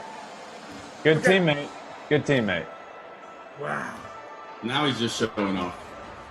Yeah, now it's Your entire dugout was going, what the F? Oh yeah. Guys, I can't wait for if the Rays lose. I can't wait for the post game interview. I can't wait. We have to stay on and watch and talk about what Rays players didn't have to say. I'm even thinking to myself. TV on loud, so I can hear it too. Though I want to hear the post game stuff too. Right? I'm even thinking, like, guys. I'll stay on here, man. I want to hear that. I think we would all agree that this may not have been Dave Roberts' best managed World Series, right? We could probably say that he's managed better World Series. But he's winning, right? He's managed the worst World Series that he's done, and he's winning. This is the thing. It's like Kevin Cash is just helping him out, bro. It's just like sliding him a king or an ace, just right across the table. Be like, bro, I don't need this. Here, take this ace of spades for me real quick. I already have two. Tito, where'd you go? Oh, I'm sorry. I don't know. Hold on. I'm still here. I lost you, bro. I'm still here. I see you guys. I don't know why I did. You guys laughed a little bit last inning. Yeah, stop video. But now, by the way, now it's just like a roll. Now it's just I don't even know the word. I can't. It just feels terrible. It just feels bad. The whole energy off. It feels terrible. I don't even know what to say. I mean, like Dodger fans are going crazy right now, but I'm not. I'm like, bro, I was seeing an unbelievable game, right? A 1-0 game going into the 6th inning at the time. What are we in? We're in the top of the 7th. I had somebody tell me today, you know what? Baseball's back. Like, this postseason's been great. These last few games, like baseball is back. Yeah. That might work. I can't even imagine. I gotta get. But once we catch a break, man, I'm gonna get on this social media thing, bro. I gotta see some of what the people are saying because I'm sure it's ruthless right now. Absolutely ruthless. At the end of the day, it's like, how can you not second guess something like that? How can you not second guess a decision analytically driven or old school driven? You leave that man in there. Yep. I don't even know what to say. It's just Hey, you know what? One text I just got, I think is important to mention is that they're like, you're telling me that that's not the manager's call, that somebody else makes that call? I don't know. This is where the game is now. Not video. Mute my audio. Tino's gone for a minute. Ladies and gentlemen, Tino will be back in a half inning. I'm still here. I just can't find my face here thing. That's because the internet in Tampa broke. No doubt. The internet in Tampa is gone, Tino. Like, unless you're on a hard line, it's out, bro. People are frustrated. I actually threw my computer down, by the way. Oh, gosh. Look at it. And now you got Gratterall in the game. Gratterall throwing balls all over the place. He can roll through. But I'm just thinking to me, like the Rays, like, who are you going to keep bringing in? You're going to bring in, you're going to bring in Fairbanks, right? And then who else? You're going to bring in Castillo? That's only 2 innings. You still got to cover another. Yeah, but Rick, I think it's important, your point, as the first out, Willie Adames there, your point, that is the way, to a lot of people, they might question that. That is the way baseball is right now. There's a lot of managers that are there to follow the piece of paper they have in front of them and do exactly what it tells them to do. So a lot of those decisions are coming from up top. I'm not saying that was, but a lot of decisions in baseball nowadays are coming from up top. Hey, bro, I get this in the regular season. I completely 100% agree. In the regular season, if you want to take him out in this moment right now, go for it. But not in the World Series Game 6, and I'm down 3-2, bro. To the Cy Young Award winner pitching. Like, at what moment is it where you're thinking to yourself, like, hey, man, maybe the analytics isn't the play right here. Maybe it's not the move right now. Or at least if it is the move, let my guy at least get into some trouble. Because he wasn't even sniffing trouble. You were right, man. Like, he had a runner up first with 1 out. And Cash Quick came out of there. Oh, there you are, T. Yeah, you back, baby. Oh, what happened? The video was off? Yeah. Who helped you on that one? My daughter. We need her, bro. Keep her there, bro, just in case. He really did throw his computer. My tech assistant. Yeah, not only do you pull Snell there when he's having one of the best World Series outings ever, the guy you bring in has allowed a run in 7 straight appearances, which is the longest streak in MLB postseason history. Well said, Ben. Well said. What? I don't even know what to say. It's just kind of like it's still there. It still stings, bro. It still stings. And I'm not even playing, nor do I really care who wins this World Series. What did I tell you guys about Julio? Julio Urias is warming up in the bullpen after Dave Roberts said he is one of the 3 guys that is not available. I knew it was a little piece. It was a little piece he was playing. He playing chess while everybody's playing checkers, right? Till they got the lead in the 8th. Yeah. Well, by the way, I also think that Dave Roberts knows that the left-handed pitchers for the Dodgers have done a great job against the left-handed bats for the Rays, right? I mean, like, we talked about this in the beginning of the series. It's not the Los Angeles Dodgers bullpen against the Atlanta Braves. It's not against that offense. It's the Los Angeles Dodgers bullpen against the Tampa Bay Rays offense. And I think you need to understand that, obviously, the numbers prove that the left-handed pitchers are being successful. And I think that's why you're seeing guys come in there on the left side. Gonzalez was in there a second ago. You're bringing Bruce Starr in here to kind of get out of this inning. And then I promise you, here comes Urias, which, by the way, we didn't think was going to happen. If he brings in Clayton Kershaw in the 9th inning, bro, I don't know what's going to happen. No way. I'm going to combust, bro. It's going to go. No way. He is down there. Though. Down there. I think every Dodger fan just got a little choked up when I said bring Clayton Kershaw in. Decoy. Game. Decoy. It would be cool, though. No. It would be cool, bro. No. That would be cool. No, here we go. I mean, this is it. Did he point? Is he done? I don't know. Yep, there it is. Coming out? Okay. So Urias is in? Why are you pulling him? There's just so much over-managing going on. My head's going to explode. Mama, there goes that man again. There goes that man again, Ricky. There goes that man again. Here he comes. Number 7, baby. Bring on the sunglasses, dog. He's ready. Yeah. Over-managing. Pulling the emergency plug. All these managers are doing it. Wow, that is definitely I will definitely, if I ever run into Cash, I got to ask him about that one. I definitely need to know exactly what went down on that. And I think we'll find out after the game when they lose this game, because I think this one's going to sit in there for a minute. I think you can't have the opportunity. You cannot go all season long with your guys and give them the best opportunity to be successful and do something like this. It's like pulling the rug right from underneath you. It's like this, it's like you see, I mean, even for us, our entire momentum, our entire attitude changed. It was almost like the energy was just pulled right out of the call. All right, guys, we got a social media. We got a tweet. Let's see what we got. This is from Yelich. He's so right, bro. Christian, you are right, bro. No doubt about it. I mean, I feel like at that moment, if there was, look at David Justice, you don't take Snell out of the game. He's your ace, and he deserved to stay in the game. Terrible. You're right. Hey, DJ, I agree with you, bro. No doubt about it. You got to keep him in. I think there is a time and a place for analytics and where they take place in your game.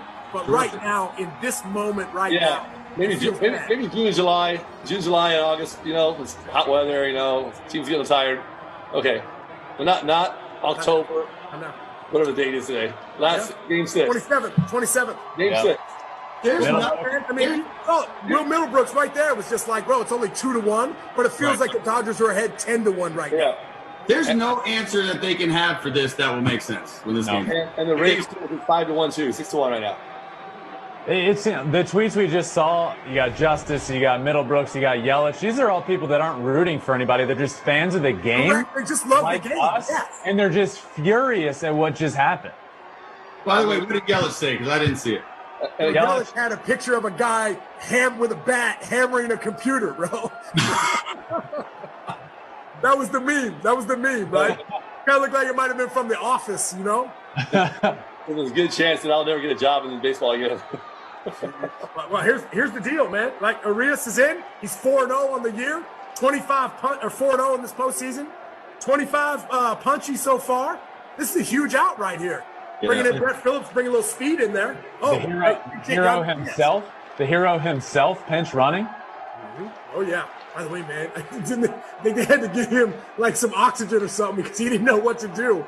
He hyperventilated. Like heart palpitations, I think. He hyperventilated. Like legitimately. I mean, bro.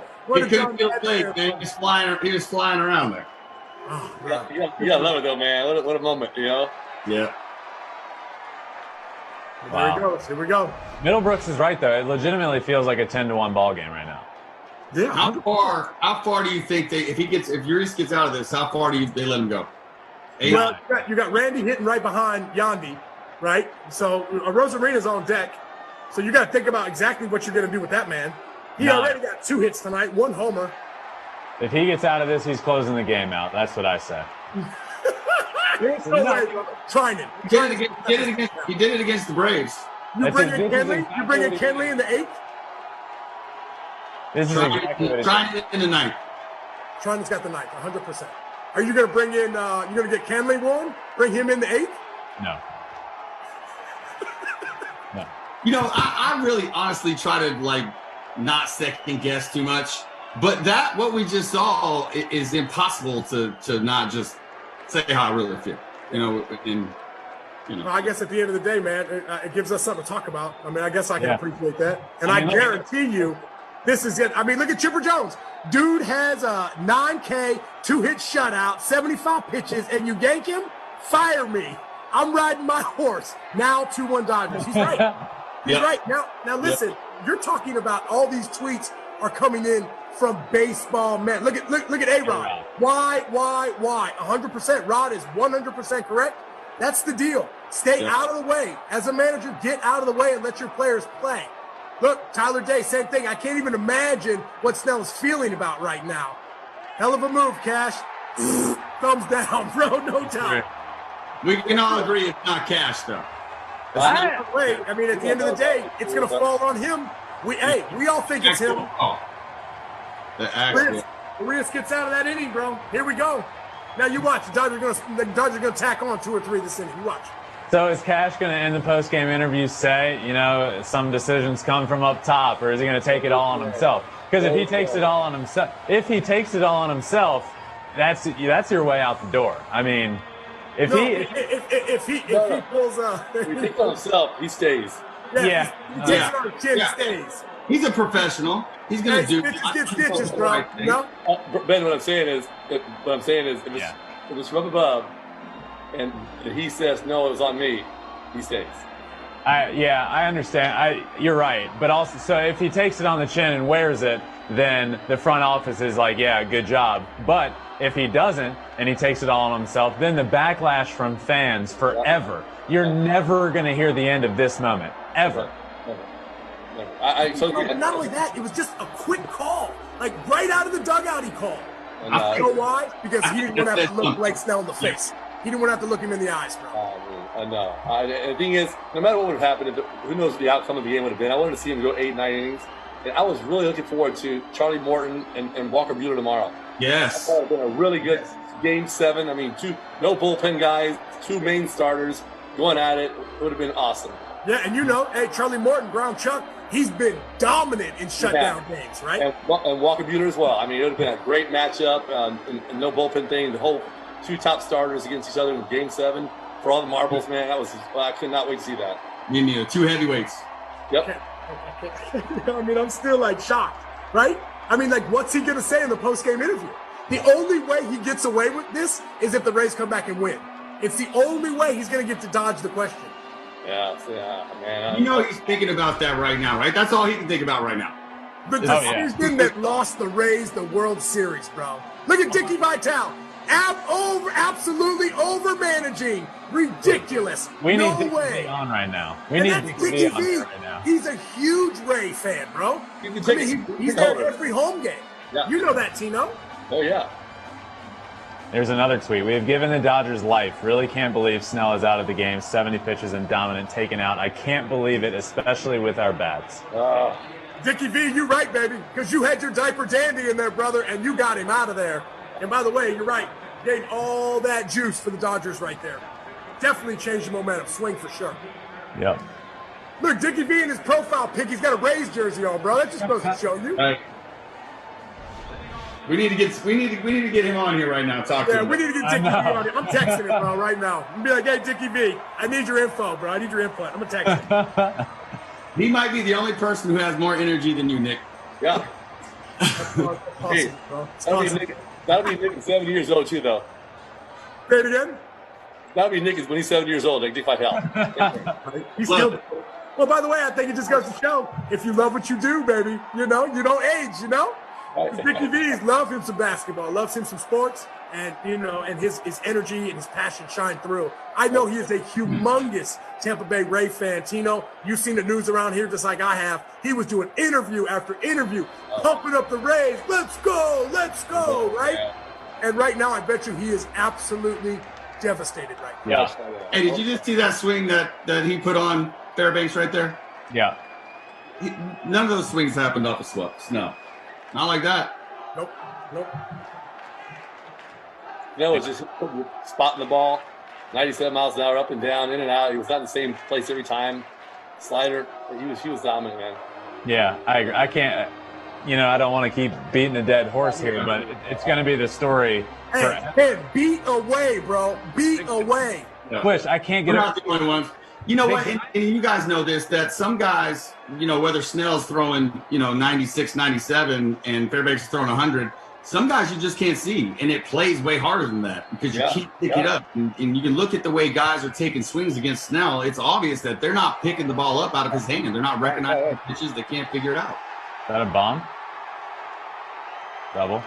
No, just a double. No big deal. This is the baseball gods being cruel now. Yep. Ho-hum double for the Dodgers to lead off the 7th. Ho-hum double. I can't. They were the top 3 guys, the best hitters in their lineup were 0 for 6 with 6 Ks against Snell. 0 for 6 with 6 Ks. 6 Ks. Not even close. They didn't even put a ball in play, bro. I mean, I would even go to venture that they might not have even fouled the ball off tonight. That's how off those guys were, those top 3 guys. Good call right there, yeah. I can't remember him fouling a ball off, to be honest. Well, by the way, because he went 1, 2, 3 on Mookie. he came right back with Seager because he knows Seager's hacking. And Yep. you're right, nobody was seeing him. Oh, wait a minute. Is that a Trevor Bauer tweet right there? Because if it is, that's going to be fantastic. Yes! Trevor Bauer's fantastic. This had the feel of a game that the Rays baseball would have to win at 1-0. Not sure if they have anything left to come back. Still hoping the baseball gods don't rob us of a Game 7. Yo, TV, Trevor, Bauer adage, you are 100% right, bro. Because Kevin Cash might have just taken away that Game 7 feeling for us, bro. Yeah. Might have been there. He's right. By the way, man, you just don't see all these people commenting on something like this if it wasn't such a huge ordeal, right? If it was just like a play that maybe they got through an inning that caused them a run, then it might have slid under the carpet. But not now, bro. The internet is undefeated, and I can promise you Kevin Cash is going to feel the wrath tomorrow morning, baby. You know what else is undefeated? Hindsight is undefeated. Always. Wow, man, it's just like True. it's tough. It's tough. It is. It's tough as a fan, right? Just to see good baseball. We keep saying that. That's what's so hard about it. I said earlier, when Coach Meyer said about he roots for Game 7, he wasn't rooting for the Rays. He wants the Rays to win, but I always root for Game 7. Last year, the year before, I couldn't wait to see Game 7. And we had some great Game 7s the last couple of years, too, with the Cubs and Nationals and, I mean, awesome World Series. Everybody wants to see a Game 7. Like, everybody wants to see a Game 7. You want to see who steps up Like, those at big least at moments. this, sorry, Rick. It just feels like at this moment right now that it's been taken away from us. Yeah. And that hurts, right? Especially as a fan. It's like, you're right. Yeah, we keep harping on this. But what else are we going to talk about right now, right? Like, what else is there to talk about in the game? I mean, we could tell some stories, but, bro, I mean, I still got the fire right now. It's just like, what? Also, too, that right there, nobody out, runner on second, and you fly out to the left side. That's not in either. But anyways, either way, we need to get back to playing some better baseball because right now, bro, with Blake Snell, the way he was throwing earlier, that was the game you want to watch. This right now might not be the game you want to watch. Yeah. Right. You know what's taken away in Game 7, right? It's who steps up in the biggest moment because we know it's the last game, right? And there's always a hero. Some big hero shines through. Yeah. I love it, Twitch. That's the inner gamer in you mid rant about a pitcher to talk about Bellinger making a mistake there and popping up to the left side when you just can't. You know, I mean, it's just like, I can't wait. We got another guest coming in here, and I can't wait to actually ask him what he thinks about what just happened. But just in general, man, like, I know we keep harping on it. There's no doubt about it. But as a matter of fact, he's in the building now, and he's here, ladies and gentlemen. This 5-time All-Star finished his career with 354 homers and over 1,400 RBIs, bro. He is remembered for one of the most iconic hits in World Series history. And on top of that, he was a teammate, a high school teammate of our very own Tino Martinez. Ladies and gentlemen, give it up for Jefferson High's finest, number 20, Luis Gonzalez! Oh, man. Man, who's passing out the Red Bull over there? Hey, Louis, I've been living on this thing, baby. I've been living on them drinks. How you guys doing? Every single day. How you doing? Good. What's up, Tino? Good, buddy. How are you? Good. I see Rick's on there, too. Good, man. Hey, Ben. Orlando's with us as well. Awesome, man. Well, That's Louis, awesome. bro, like, thank you so much for coming on, man. And I appreciate it. It means the world to us. I mean, we were actually just talking about Game 7, right? And how it just kind of feels like with the move that we just saw a couple innings ago, that it really feels like that Game 7 feeling was kind of taken away from us. And, you know, for being as iconic as you were in Game 7, there's no better feeling in the sports than playing in a Game 7. And obviously you were fortunate enough to be one of those guys. Yeah, I mean, I didn't know what was going on with you guys, but I think everybody, any baseball person was probably wondering what the heck is he doing taking him out right now. He's dominating. I mean, I know his velocity went down a little bit, but still, I mean, one base hit. You got to leave him out there, man. That's his game to lose, I think. 100%. I'll tell these guys here, I was going to call you tomorrow because I wanted you to be on here for Game 7, but there was no guarantee for Game 7, so that's why I called you today to try to get you on here. But man, it's those moments like you had in Game 7 that we look forward to. Somebody coming up in that situation and doing something tomorrow that would then, incredible moment that will last in the baseball history books forever.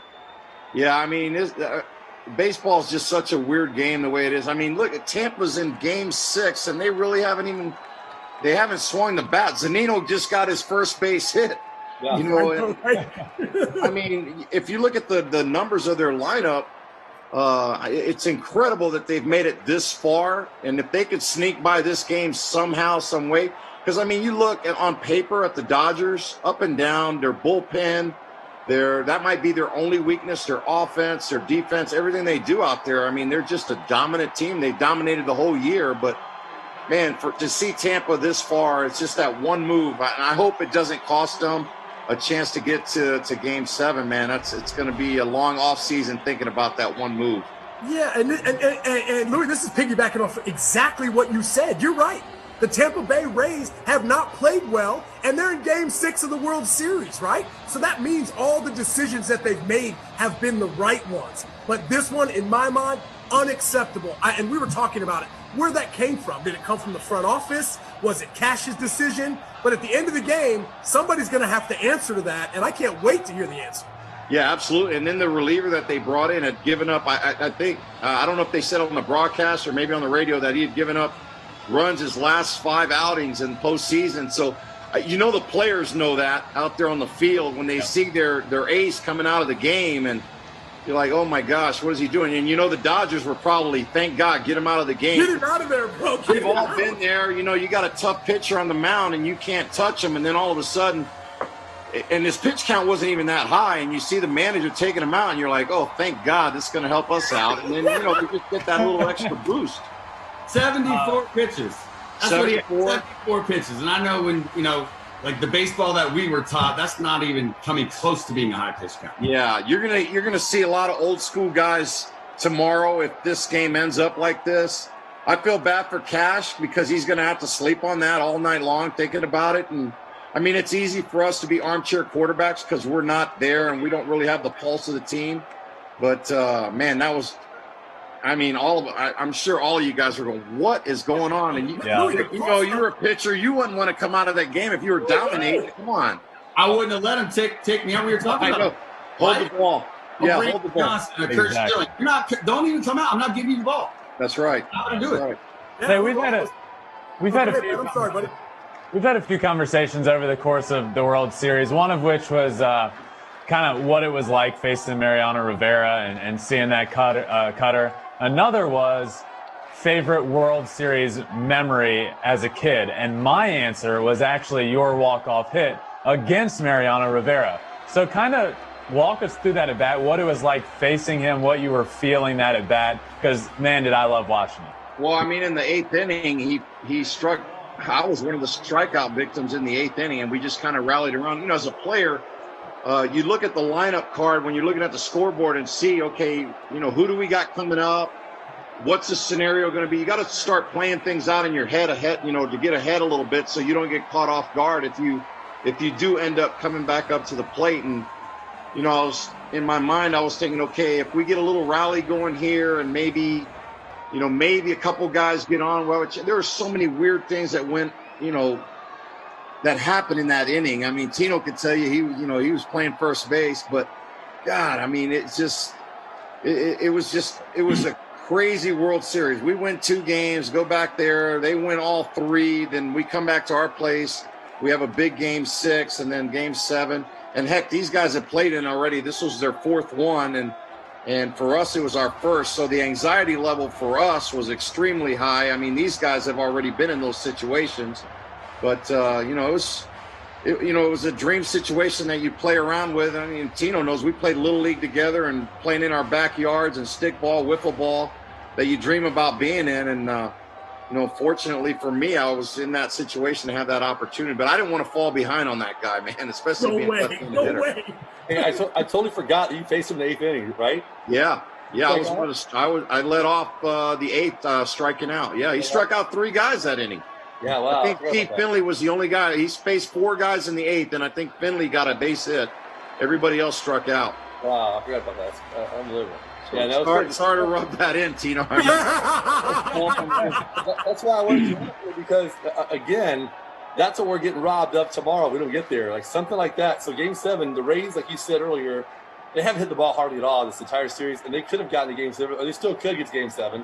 I don't want to talk them out of the game, but and then tomorrow they could throw up 10 hits. and 8 runs and a couple of bombs and win 7-2 tomorrow. Yeah, and think about it. I mean, you got Rosarena's got what, 10 home runs in the postseason? Yes. He's only got 14 RBIs. Right. So and he came up his second time up. He hasn't been able to get a big hit with runners in scoring position.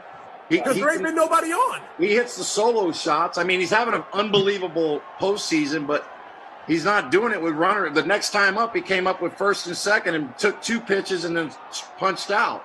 Yeah. So, I mean, they're smoke and mirrors right now, but it's working for them to get them to this situation. But, I mean, the Dodgers, it was only a matter of time before those guys figured out. And you know, Mookie Betts has made a huge difference on that team. I mean, you got Bellinger hasn't swung the bat well. I mean, his only hit was like a big home run that really, you know, propelled them to get to the World Series. But other than that, I mean, those guys, you know, they've got all kinds of firepower in there. If it's not one of their top guys, it's somebody in the bottom of the order, or Turner, or one of those guys, Seager, that can carry that ball club. Yeah, for sure. I mean, Corey Seager, the postseason he's had has been absolutely tremendous. I mean, we were even kind of going back because those 3 guys, you said Mookie, Corey Seager, and Justin Turner, 0 for 6 punch-outs against Blake Snell, and he got taken out of the game. Yeah. Hey, that's – I don't know. There's going to be a lot of questions. I was checking, the Twitter and Instagram, and – they're going nuts. They're going nuts. Man, it's blowing up right now because – I mean, so close for those guys. He was dealing too, and I know he's pissed right now because he's got to be sitting there. And I'm sure after the game, I could be wrong. I don't know him, but he's going to give the political answers. But you know that's going to be eating him up inside, knowing that his manager took him out of the game. You know, handing that game off to somebody else where he was just dominating. Well, Louis, bro, I'm thinking, man. Like I got the chance to play in the World Series in 2009, and that was the only time I ever got. I was only there. It was the only time I was ever there. You cannot take for granted the fact that you're going to be there every single season, right? So I look at this move for cash as this move is like, this cost me the entire season, right? Yeah. Like the Tampa Bay Rays are playing in the World Series, right? I mean, I know the shortened season helped those guys out, but at the end of the day, it's not about me. It's about every single guy in that locker room. That decision was made and affected every single guy in that locker room. Yeah, and then I was watching. They were talking about his Mookie's, I guess his percentage against the right-hander was like real low, and or against the lefties or something like that. I mean, it just played into the hands of keeping him out there, and I don't know why they would have went ahead and did that. I don't know. I don't know if he made that on his own or somebody in the dugout, kind of, he wasn't sure and somebody pushed him over the edge to talk him into that. But, man, I don't know. Did it best. And go to figure, I mean, it's an analytical team, too. Yeah. So, they're always off the cuff. So it kind of surprised me that they did that, especially with his pitch count being where it was at. Yeah. I mean, and it's easy for all of us to say, 100%. We're not in there. Yes, We've all been there. We know the pressure. And not even a World Series, just like a playoff game or any big game, it's a lot different when you're in that, in the foxhole. But, man, all of us as former players, we're seeing it. We're going, oh, my gosh. Oh, it just hurts, bro. It just burns inside. And like I said, I don't even care who wins. Yeah, no doubt. No doubt. Yeah, you're right, Tino. As a fan, you're like, oh, my God. Can you imagine the sports bars right now in Florida, what everybody was thinking when he yanked them out of the game? I can't imagine. I mean, we talked about it earlier in the game, about third or fourth inning. We're going, there's no way he takes him out, man. There's no chance he's going to take him out. I mean, on. Boom, he went out the dugout at 170. Called for the bullpen to come in. Yeah, and like all of us, we're looking at his pitch count. I'm sure you guys were doing the same thing, going, he is dealing right now. They're all trying to get him early, and they can't make contact. They're striking out. It's not like they're fouling off a ton of pitches on him. I mean, he's 3 or 4 pitches punching these guys out. So, I mean, he's attacking them and he's getting them out. So you got to leave them out there, man. You got to – I mean, what, they get 2 singles off of him, one early and then the one right before they took him out? Yeah, they weren't touching the ball. I kind of feel like him pointing that early was his way of saying, I'm not making this decision, right? Yeah. He touched on a little bit. He's not even asking him how he feels. Snell, how do you feel? What are you thinking? Is this, you got this? Nothing. Yeah, could you imagine going out there taking out like Kurt Schilling or Randy Johnson in a moment like that? Yeah. Right? Yeah, you're right, Rick. He didn't even give him an opportunity to kind of fight him on it. He had made up his mind before he went out there, not even saying, talk me into leaving you out there. And I don't know, it might have stunned everybody on the field when that happened. I know the Dodgers, they must have been celebrating on that side. 100%. Saying, thank God, get him out of the game. Tito's internet exploded, bro. Tampa internet just gone, bro. It just blew up. I mean, or send the pitching coach out there and talk to him for one hitter. Hey, how you feeling? All right? Get this guy here.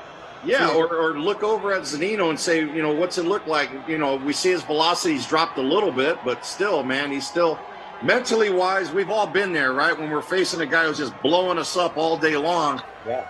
And you're 2 punch outs already. You're coming up the third time and you're going, man, I can't figure this guy out. I don't care you're not even looking at his velocity anymore. You're trying to figure out what stance you're going to use off the guy. and now he's coming up and you're like, oh my gosh, they're taking him out of the game. Mookie, he was doing cartwheels going around first, hitting that double, right? You're going to do a backflip. Ozzie Smith out there or something, bro. Hey, I'm just happy to hear somebody like you actually use different batting stances. I thought I was the only one. No, believe me. I used the Eddie Goodell, especially off a guy like you, Rick. I get that lefty up there. I spread out sometimes. I didn't want to do too much. Guys, we just caught a shot of Kershaw warming up with Mookie in the outfield. Is there a chance we see him in this game, Luis? Oh, Kershaw? Yeah. Hey, I don't know, man. You've seen it all now. I mean, that would be the ultimate, I think, to give him the ball to try to close it out would be like the icing on the cake for somebody like the Dodgers. Hollywood to say, you know what, you're the guy. You've never been able to get to this point, like the high point. But if he comes in and gives it up, I mean, that's going to be the legacy he's got to live with, right? Yeah. I just think with the bullpen the Dodgers have and the way the Rays swing the bat, I mean, those guys should be able to get the outs. Who's there out there without Kershaw coming in? I agree. Hey, guys, we got a throwback photo. And Luis, I would be scared if I were you. This probably involves you. Let's see what we got. Uh-oh. Oh, my God. Is this it right here? Is this Jefferson High? I don't see it. Do you see it, Tino? Expand your speaker view in the top corner. Speaker view. We got a Little League photo of Tino. They found it. That's high school. No, I was going to say it ain't Little League. That's the biggest Little League I ever seen. It's already Danny Almonte? Who is that, bro? Tino was big. I had to catch up to him, man. He was big when he was younger. You guys in the weight room before you got to school back then? we never listened to weights back then, right? No. We were doing. Remember Nautilus when Nautilus came out? Yeah. Nobody wanted to lift weights, really. Everybody's like, you don't want to get too big. And then as we start coming up through the minors, we're looking at like Canseco and McGuire, and these guys are all huge. And we're like, okay, the game's changed. These guys are all just jacked up now. And then they're hitting balls out of stadiums. So then that's how the game's changed now with everybody lifting weights and protein and doing all kinds of stuff. Look, Reyna just got an out here. So they got. Did Justin Turner just come out of the game by chances? Because that's Rios over there at third, right? That just made that play. There ain't no red hair over there at third base right now. Yeah, you're right. Oh, you're right. Man, I feel bad for Tampa because if it ends like this, it's going to be a long offseason. He's going to have to answer. Cash has done a fantastic. Everybody loves him. All the players that I've talked to and stuff, and people, they love him. Man, he's a great guy. But man, it's going to be a tough offseason to have to live through that and have to answer that question. I think you nailed this. You never know if you're ever going to be back. That's something they might think about for the rest of their life. Yeah, absolutely. Yeah. I don't know, Louis, you were in a game 6 like this when you guys were down. 3-2, right? And obviously you had the game at home.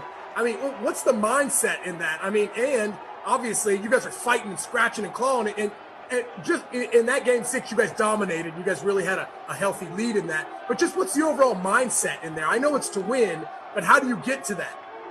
Well, the way the series was, we won 2 at home, then they won 3. We felt good going back home, playing in front of our home crowd. And the key, and you guys have all played in postseason, you got to try to get an early lead if you can. Yeah. And once you got the early lead, then we know, okay, we got them now, because you keep adding on, and then it just builds up to you, the momentum, and it kind of defeats the other team. They start looking for the next day, and we're trying to keep building momentum. And we were able to take Randy out of the game, And he went right up to Brentley and told him, "I'm ready for tomorrow if you need me." Wow. And that's what Rick was saying too. I'm shocked that he didn't fight him a little bit, but he didn't have that opportunity because he had already went to the pin and said, "I'm not giving you that chance. Yeah. I'm coming with the hook to get you." But man, if you're the ace there, man, I'm sure he had to be saying a couple choice words to him. I'm sure, bro. You're But not then on the other saying, side, it's like look at the Rays now. Look at the swings that they're taking in the game right now. No, they look defeated already, and there's still one more inning. Yeah. There's tough decisions you it got to took make. all the wind out of their sails, man. It's bad. Yeah, there's tough decisions you got to make in that game, in that situation right there. There's lots of decisions throughout the game, but that was an easy decision to leave him in there. Oh, no doubt. Yeah, he'll be kicking himself, I'm sure, after this game or tomorrow if it ends up like this. And we talked about, man, you look the batting. I mean, in our series, Tino, when we played, there wasn't a lot of high batting averages, and the scores weren't high except for the one blowout game we had in Game 6. But man, I mean, everybody was 9, 10 punch outs a game. You were facing the big unit, Schilling. They had Clemens, Pettit, Musina. I mean, yeah, nasty. You knew you had to play tough defense. There wasn't going to be a 10-9 game. It was going to be a 3-2, a 2-1, maybe a 5-4 game. It wasn't going to be like big blowout games.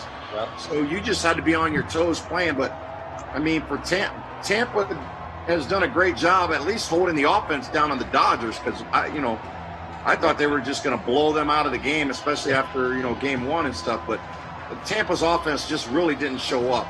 And if you think about it, Atlanta should be playing right now. Right. At one situation where second and third, and they took off running from third base to home. Yeah. And then the runner at second got kind of, that was a big inning and a big shift for the Dodgers to end up winning that whole series after that. Yeah. Well, now you look at it. Now the Dodgers have a decision to make. And Swish kind of made fun of me earlier when he asked how long is Urias going to go, and I said he's going all 9. He's going to make it through. Now he's thrown 10 or 11 pitches. I personally really feel now like you put him back out. He's rolling.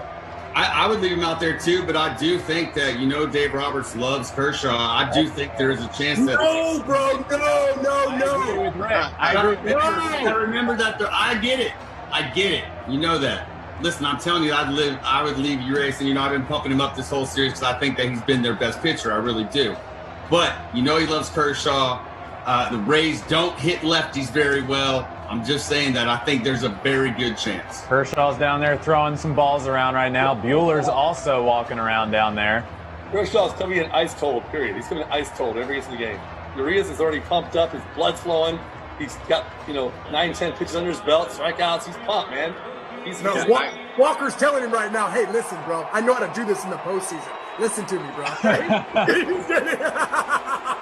Yeah, I agree, man. You got to leave him out there. I mean, they haven't been able to get good swings out from the whole series.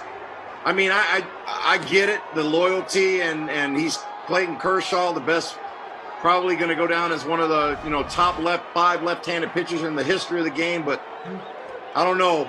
I agree with Swish, man. You get that one shot, man. You don't. Yeah, no. They've been in the World Series 4 out of the last 5 years, and this might be their first shot.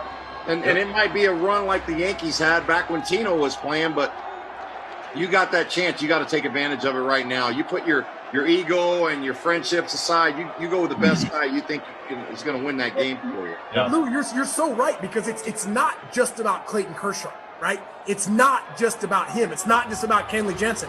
There's 24 other dudes in there that this is all about, right? I mean, I know you like guys, but this isn't about liking people. This is about getting outs. Yeah. And I think I'm going to go with somebody a little different. I love me some Clayton Kershaw. I think he's one of the greatest dudes ever. I just don't like him today. You know what I'm saying? Like, just chill out, put your robe on, put the hood up. You know what I'm saying? Relax, hang out. And we got this one, right? You not go with anybody different. You go with a guy who's used to that role, who's in that role every year. Absolutely. Yeah. And don't wait till a guy gets. Mookie just got him. Yep. Oh, did he? Yeah, let's go, baby!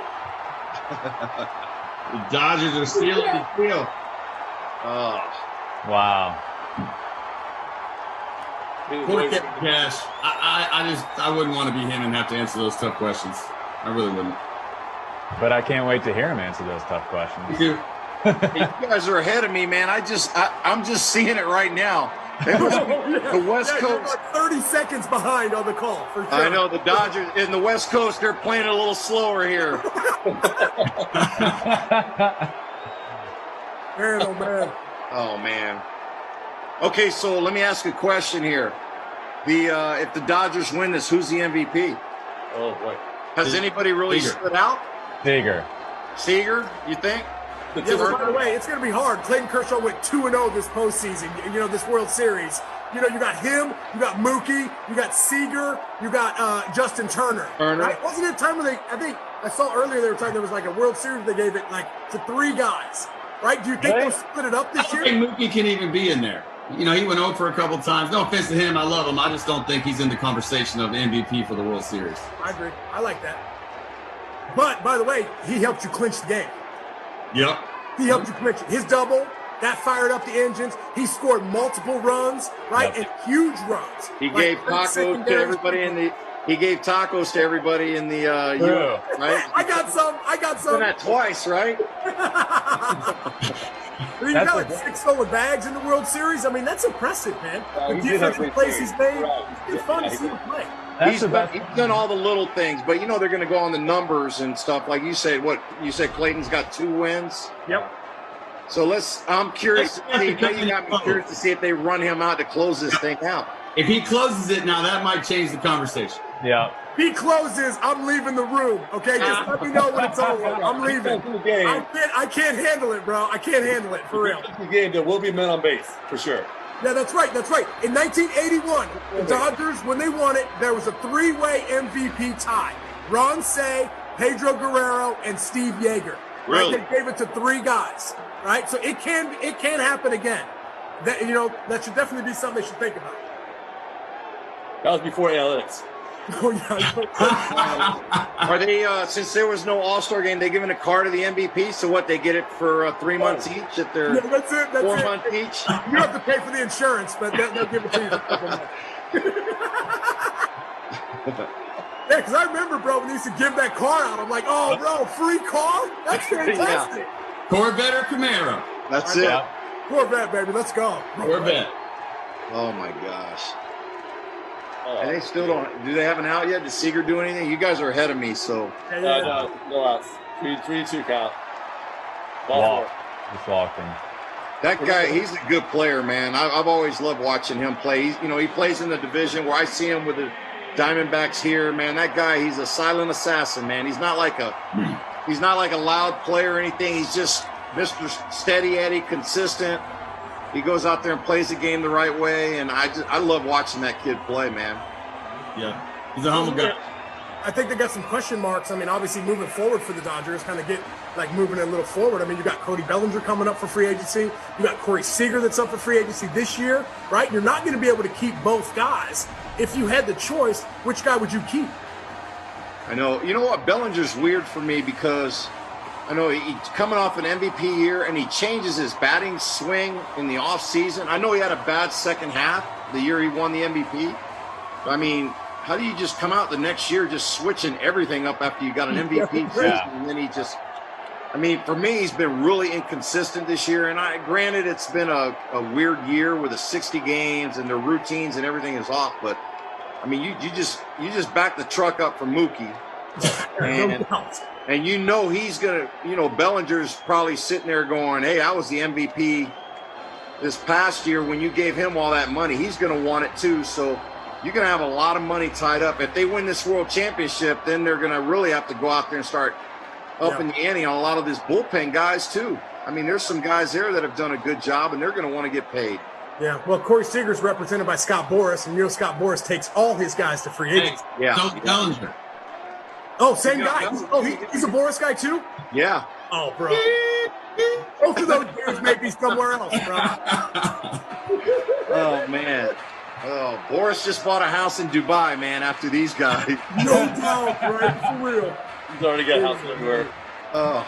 Do you think it makes a difference if the Dodgers do win this? Maybe they don't pay as much for. Like, do you think it makes a difference whether they win or lose if they re-sign a guy or not?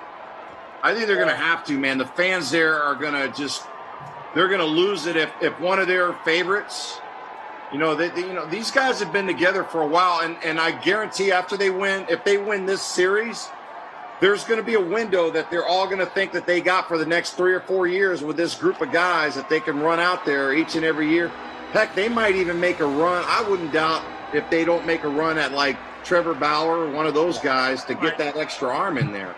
Well, the thing about the Dodgers, they have Andrew Friedman in charge up there, and he did the Rays. He's a big Rays guy back in the day. Right. He's very used to the getting rid of guys at the right time when big contracts come up and bringing in somebody else, the younger guy that's going to commit to the team and play well and become a star eventually. He knows how to do it. He's got a great handle on that. You know what I'm saying? Where he always gets rid of the guys at the right time. They're up for the big contracts and brings in somebody who produces. That's true. I mean, they have the money to play with over there.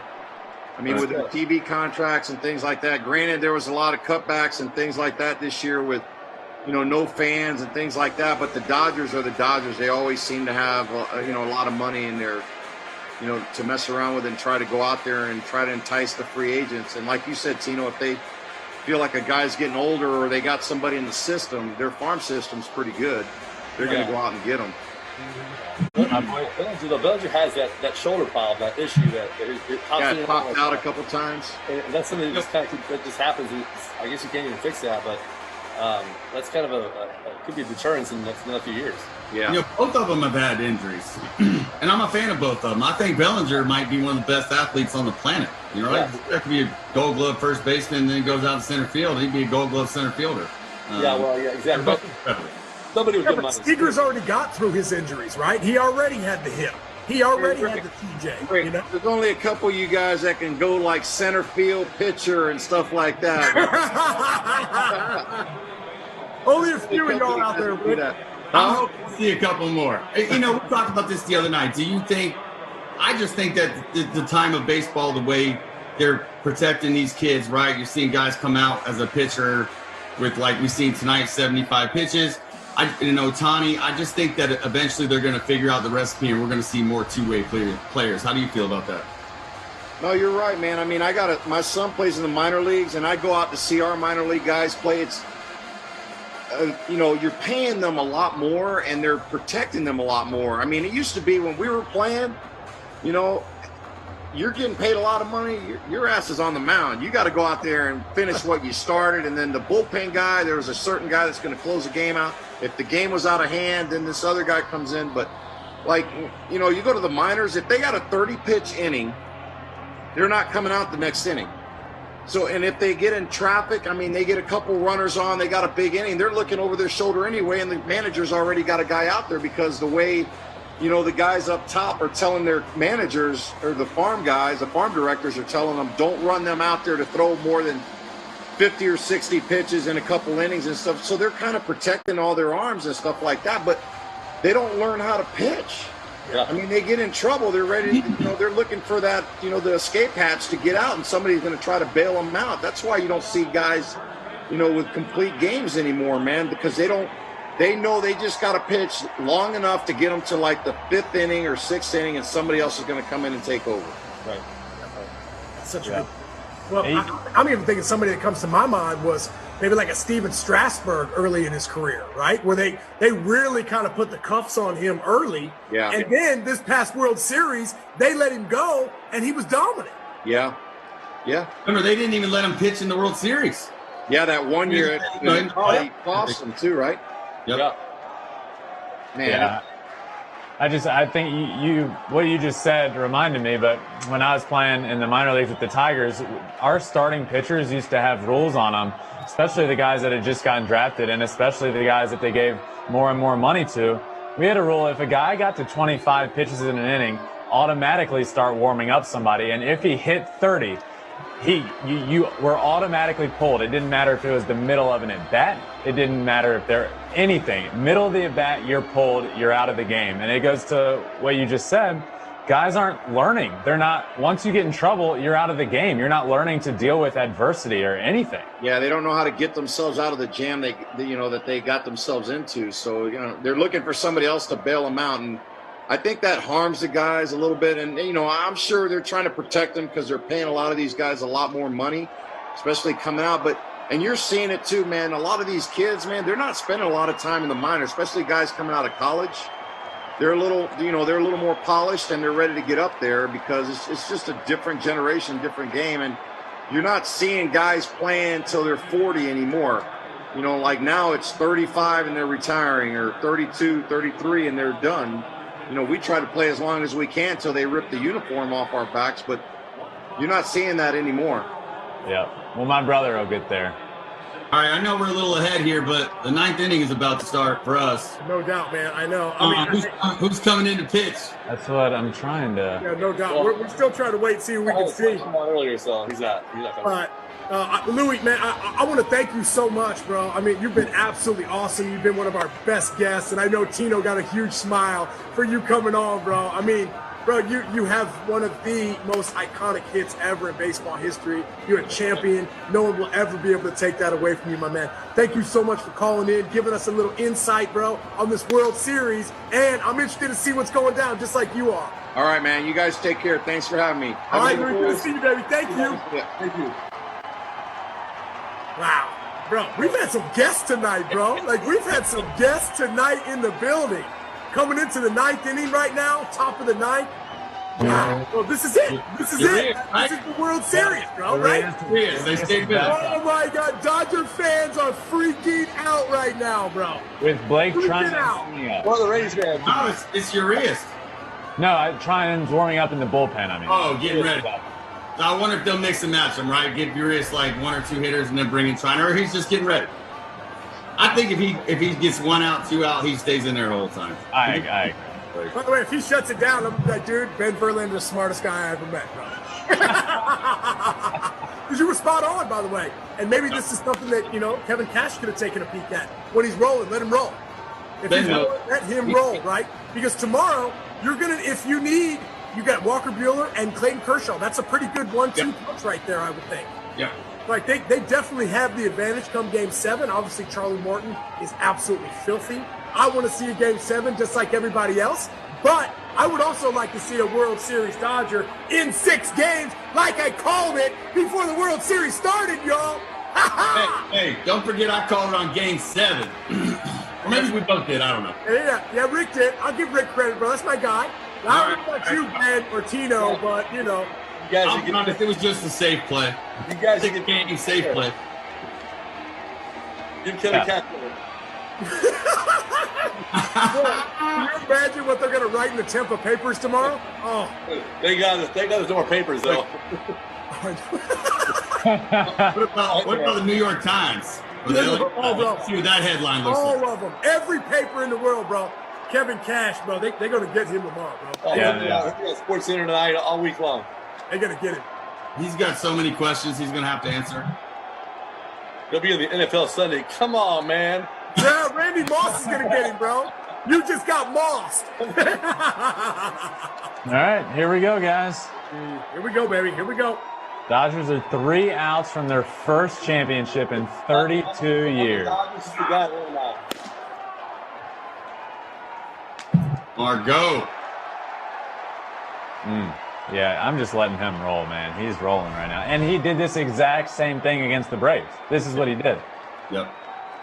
And he's not scared, right? He's pounding the zone. Margot. The Margot's up. Yep. And you talk about having trust in guys and loyalty and whatnot. And really, Dave Roberts is building that trust in his future, which will be Urias. Yeah. Well, by the way, they've been struggling to find a closer. Maybe he's the guy. Maybe he's the guy that likes throwing late in games. Maybe he's the guy that they can use moving forward. They tried him as a starter. They've had him as a reliever, right? I can remember just a handful of guys, maybe even like a Jabba Chamberlain, right, who was a starter. First he came up as a closer, and then they tried to make him a starter. By the way, bro, if I got 97 to a hundo in this thing, I ain't starting, bro. I'm coming out. I'm throwing one inning. They're gonna play my song, bro. I'm gonna come in. The crowd's gonna go crazy. I'm gonna do the Dennis Eckersley ripping the thing. You know what I'm saying? That's what I'm gonna do. I'm gonna let them know. There we go. One down. One down. Woo! This is it, bro. I'm sweating, and they're up 2 right now, which is crazy. Yep. Oh, by the way, Ben, you're right. I think they just keep him in the whole thing. Just keep him in, big guy. Keep him in the game. Let him roll. Yeah. Oh, look who we got. He took him deep the other night. Who? So? Brasso in there? Oh, no, it was Renfro that got him, wasn't it? Yeah, no, Renfro Yeah, just it was Brasso. Renfro just made it out a second ago. Wow. Where's Randy? That's who you need to get it back to. Nowhere close. Randy's nowhere in sight. Can the Rays scratch across 2 runs without Randy Arozarena? Somebody get Randy Arozarena to the plate.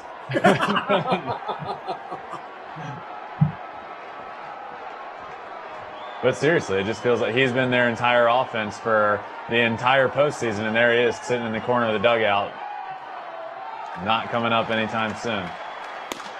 Have we seen him in the dugout? Is Blake Snell still in the dugout? Yeah, he is. Yes. Okay. Bro, I've got a lot. I give him a lot of credit. I give him a lot of respect on something like that, because I know that there is a fire in him right now that he is holding down and pushing down as best he can. Yeah, dude, yeah. I can't really see the post-game interviews as well, because he's a very outspoken guy and says what's on his mind. Well, he might have just lost the World Series, so I'm sure he's going to let it have it. Let him have it. Hey, by the way, another Boris guy. Oh, jeez. Boris doing it over there for the Rays, bro. He got a house in Tampa, bro? I thought he was over there, and I thought he was a Cali guy. Yeah, he's out here somewhere. All right, well, hey, just to let everybody know, as soon as this game is over, you will be taken directly down to the field. You will see all the celebrations, all of that stuff, and then we will come by and say goodbye and tell you how awesome you were for sticking around and watching the game with us. So here we go. We got 1 out, top of the 9th inning. Dodgers up 3-1. Ben, how many years has it been since they won a World Series? 32 years. Wow. Since their last championship. Yeah. Unbelievable. Bro, I don't know if I think I'm going to be talking about this thing for a minute. I'm going to talk about this game for a minute, I think. Tino, you and I on the links, baby. I'm going to bring it up again. I'm going to be like, bro, can you believe that happened? We talked about it in the 2nd inning. We talked about the 3rd inning, 4th inning. There's no way you can take them out. We talked about it, and sure enough. Yeah. My phone won't stop blowing up. Nope, I can't wait. I can't wait to go to the Twitter. I think everybody else won't stop talking about it either. It's never going to stop. You got a 3-2 count, and that's strike 3. 1 out away. They're 1 out away. Here comes my boy. In this World Series, the way the Dodgers lost that the game, they made 2 errors, or Kevin Cash taking out Blake Snell. Dude, Kevin Cash. You got to remember the Kevin Cash move, bro. Errors happen. 1 out. 1 out away from the World Series. Los Angeles Dodger fans, get it up, baby. It's been 32 years. I mean, wow. Let's get it. See if we can make this happen. Julio Urias shutting it down. This is Ben's guy right here. He had him 7th, 8th, 9th. Leave Clayton out there. Leave Kenley out there. Keep Julio in, baby. Ride it out, because he looks good right now. Yeah, he does. My boy Willie Adames. I hope it's not him. Man, to make the last out. Well, also, too, man, I'm watching this at bat right here. I mean, bro, he's coming at him with straight gas. He's just like, here you go, bro. I got 2 runs. Go ahead and hit a solo shot. 2 fastballs right down the middle. What's he going to come with 0-2, bro? Is he looking for the punchy? And does he throw his glove after the celebration? Yeah. He's going high fastball right here. Fastball up in the zone. All right, here we go. I agree, Rick. How do you like me now? Oh, that's it.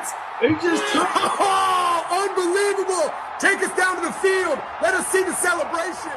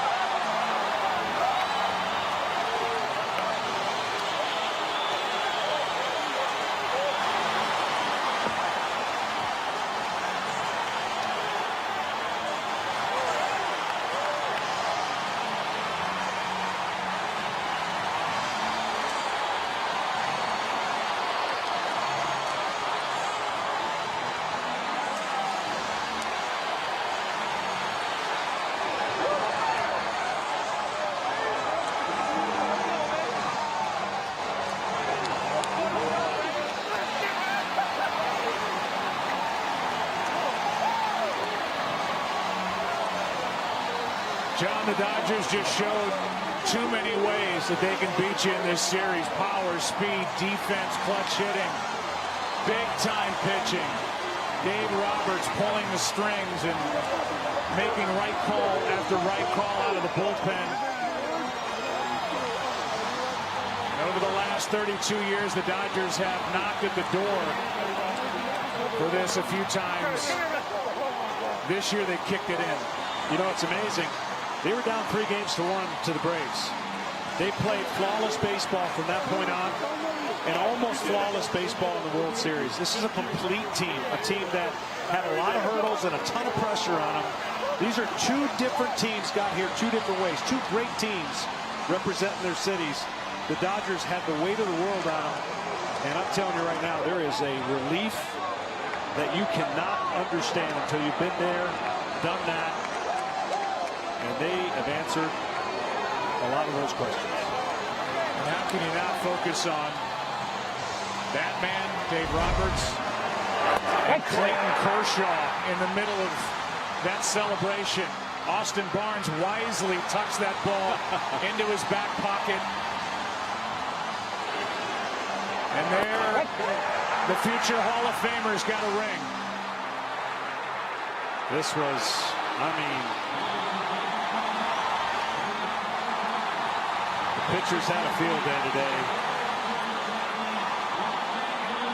But you feel for Blake Snell. He pitched the game of his life, but the Dodgers just too much in the end. And for the Rays, they're not going anywhere. We'll see them in the postseason for years to come. But this year belongs to the Dodgers as they win their 7th championship in franchise history. He won 1 in Brooklyn.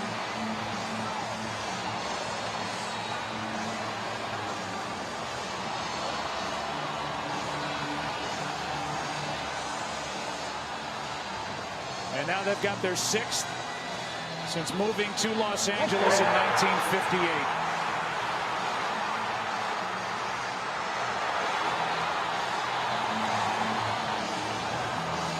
Let's go down to the field and check in with Tom Verducci. Thanks, Joe. Mookie Betts, you signed here for 12 years with a team that had not won in 32 years.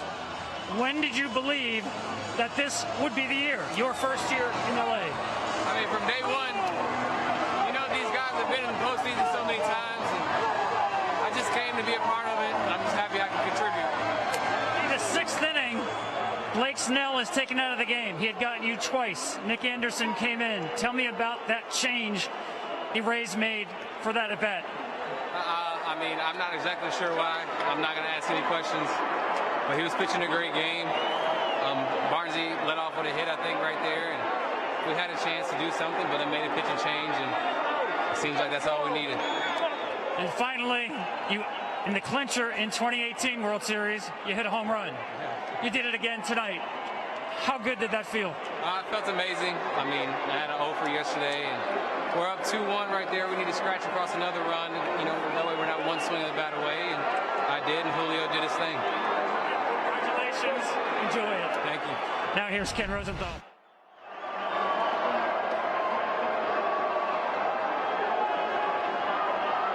Well, hey, ladies and gentlemen, here we are. It's been 32 long years. You Dodger fans have been waiting for a World Series, and you got it tonight. Los Angeles Dodgers 2020 World Series champions. What an amazing series. What a postseason. Tino, what do you got for us? Hey, I just want to thank you guys so much for having me, man. And I want to congratulate the LA Dodgers for a great year they've had through all the pandemic, through all the bubble stuff. Congratulations to you guys, all your fans. And Mookie Betts, my MVP, man. All right, so I'll start off. Listen, Corey Seager's my MVP. Congratulations to the Dodgers, by the way. I think it's been a long road for Dodger fans. Congrats to you guys. I know it's been a long time coming. What a cool thing to be a part of. Nick, thank you. Ben, Tino, thank you guys. Fox, thanks. I had a great time. Yeah, guys, I just wanted to say thank you to everybody that watched. I had an absolute blast. I had 2 games that I don't think we'll ever be forgetting for a long time. Game 4. Game 6 tonight with the way it ended up, with the way it went down. So I had an absolute blast with Nick and Rick and Tino. Thank you guys so much. And I'm going to go with, I think Seager pulls out this MVP. But thanks again, guys. Swish, what do you got? My World Series MVP, Kevin Cash, baby. No, I'm just kidding, man. I think I'm going to go with Corey Seager, man. I think he's had a tremendous World Series, and it wouldn't be surprised if they split it up a little bit. You know, back in '81, they did the same thing. I think multiple guys have had amazing World Series. But I can't thank everybody at home, everybody that tuned in for all 6 games, us at Fox here at this watch party, for myself, Rick, Tino, Ben. We've had the best time. Thank you so much for making this an amazing experience. Can't wait to do it again next year. And to all Dodger fans, congratulations, baby. You've been waiting 32 long years, and you finally got yourself one. Enjoy the victory. It's time to party. Thank you so much. We'll catch you next year, right here on the World Series Watch Party here on Fox.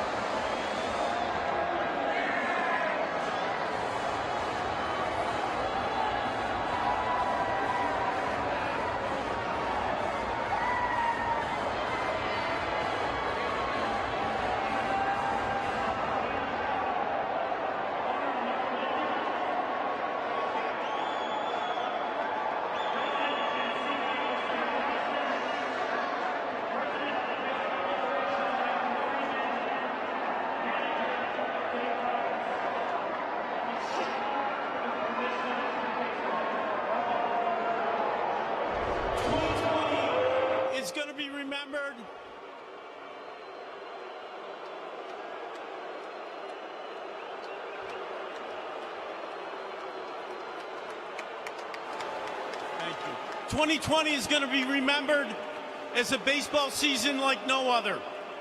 Our clubs, and especially our players, were presented with an array of unique challenges. The Los Angeles Dodgers met every one of those challenges bravely. This is truly a team of champions. Mark, it's my distinct pleasure to present to you the Commissioner's Trophy as a symbol of your 2020 World Series victory.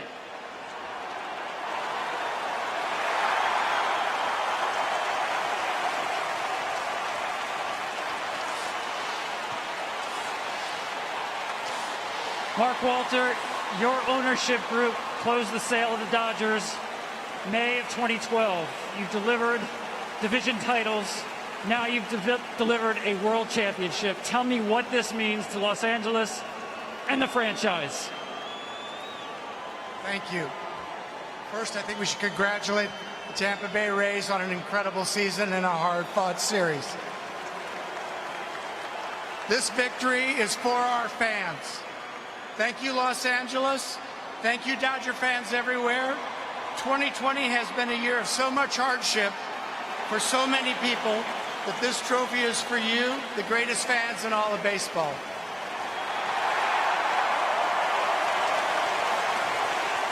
To Commissioner Manfred and the staff at MLB and the Players Union for fighting this incredible hardship we've had this year and getting a season on the field and finished. To Dave Roberts and Mr. Ed Friedman, you're the best in the world. Thank you for leading this team through this strange and historic season. This championship is a testament to your leadership, your grit, and your determination. It's been 32 long years since the Dodgers last celebrated a World Series champions. And while our schedule was abbreviated, this pandemic year has felt longer than any other. And there were times when it looked like we were headed for disappointment yet again.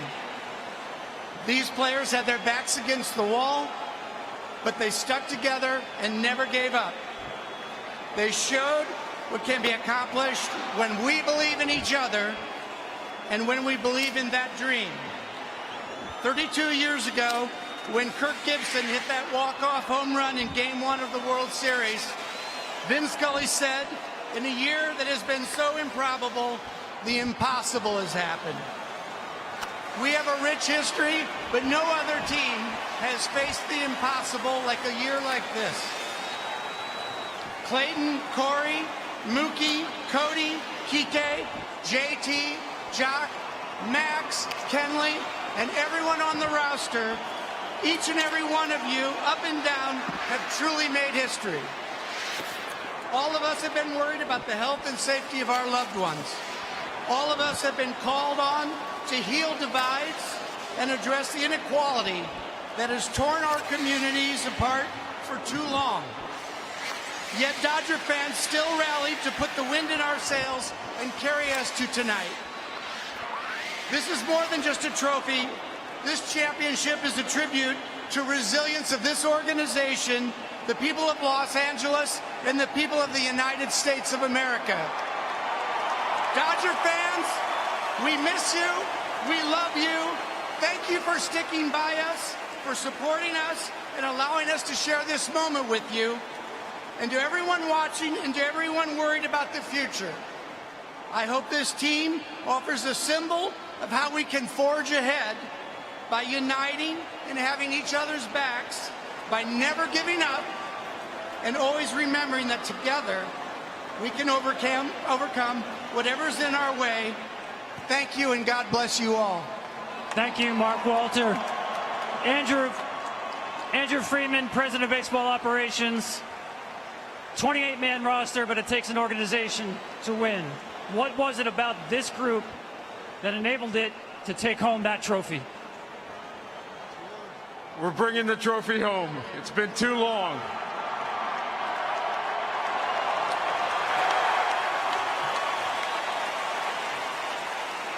To our incredible fans, thank you for all the support. We're sorry it took us this long. Thank you for your patience, but it's coming home where it belongs. We are the champions. Thank you. It's an incredible organizational achievement. The number of fingerprints that are all over the success of this roster from all the different departments, from our pro scouting, our player development group, our international scouting, our player procurement, our training staff, everybody had a hand in this. We've come close in years past and come up just short, and I think it shows the resolve of this entire group to keep plowing forward and to bring home the ultimate prize. Thank you. Dave Roberts, 5 years with this team. It's been a grind. I know it's been an emotional road for you to get here. Tell me what this championship means to you to be the manager for this group of guys. This is our year. We said it. This is our year.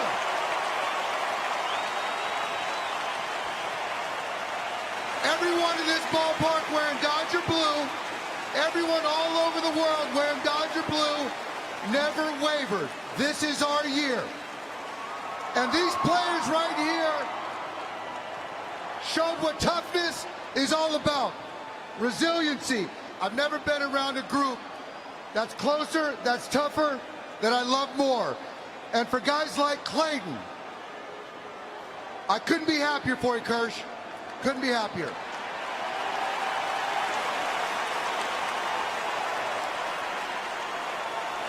You want to talk about a narrative? How about being a champion? He's a champion forever. Kenley Jansen, what you've done, thank you. Justin Turner, thank you. Rick Honeycutt who's not here, thank you. Ross Stripling, who's not here, thank you. And to every single one of you guys, I love you so much for all your work, your care, your unselfishness. Congratulations, you guys. 32 years of waiting are over. Congratulations to the 2020 World Series champion, Los Angeles Dodgers.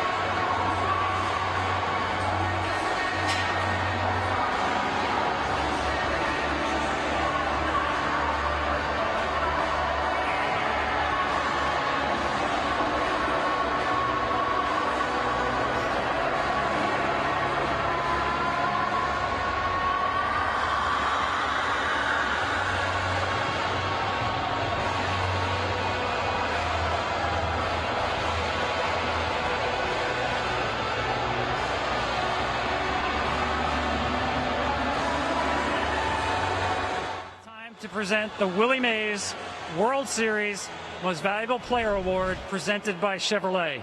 And once again, to present that honor, the Commissioner of Baseball, Rob Manfred.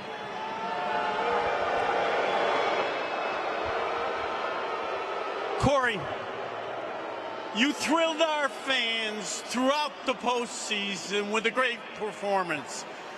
You led the Dodgers to a World Series victory, and it's my pleasure to recognize your great play with the Willie Mays Most Valuable Player Award presented by Chevrolet.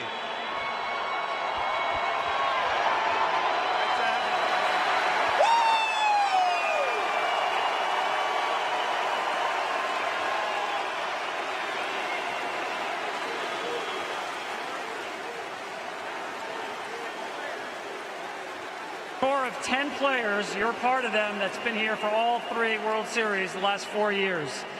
Tell me what it means to you and this team to finish it off this year. Man, this was just awesome. What this team's accomplished this year throughout the regular season, grinding through every series, we got down 3-1, we came all the way back, just the resilience, the effort, the energy, everything that this team's done this year, man, it's just been fun to be a part of. What do you think of your new ride? What do you think of your new ride? Yeah, that's actually what she wanted for her wedding present, so there you go. Corey, congratulations to you and the Los Angeles Dodgers. Thank you. Thank you.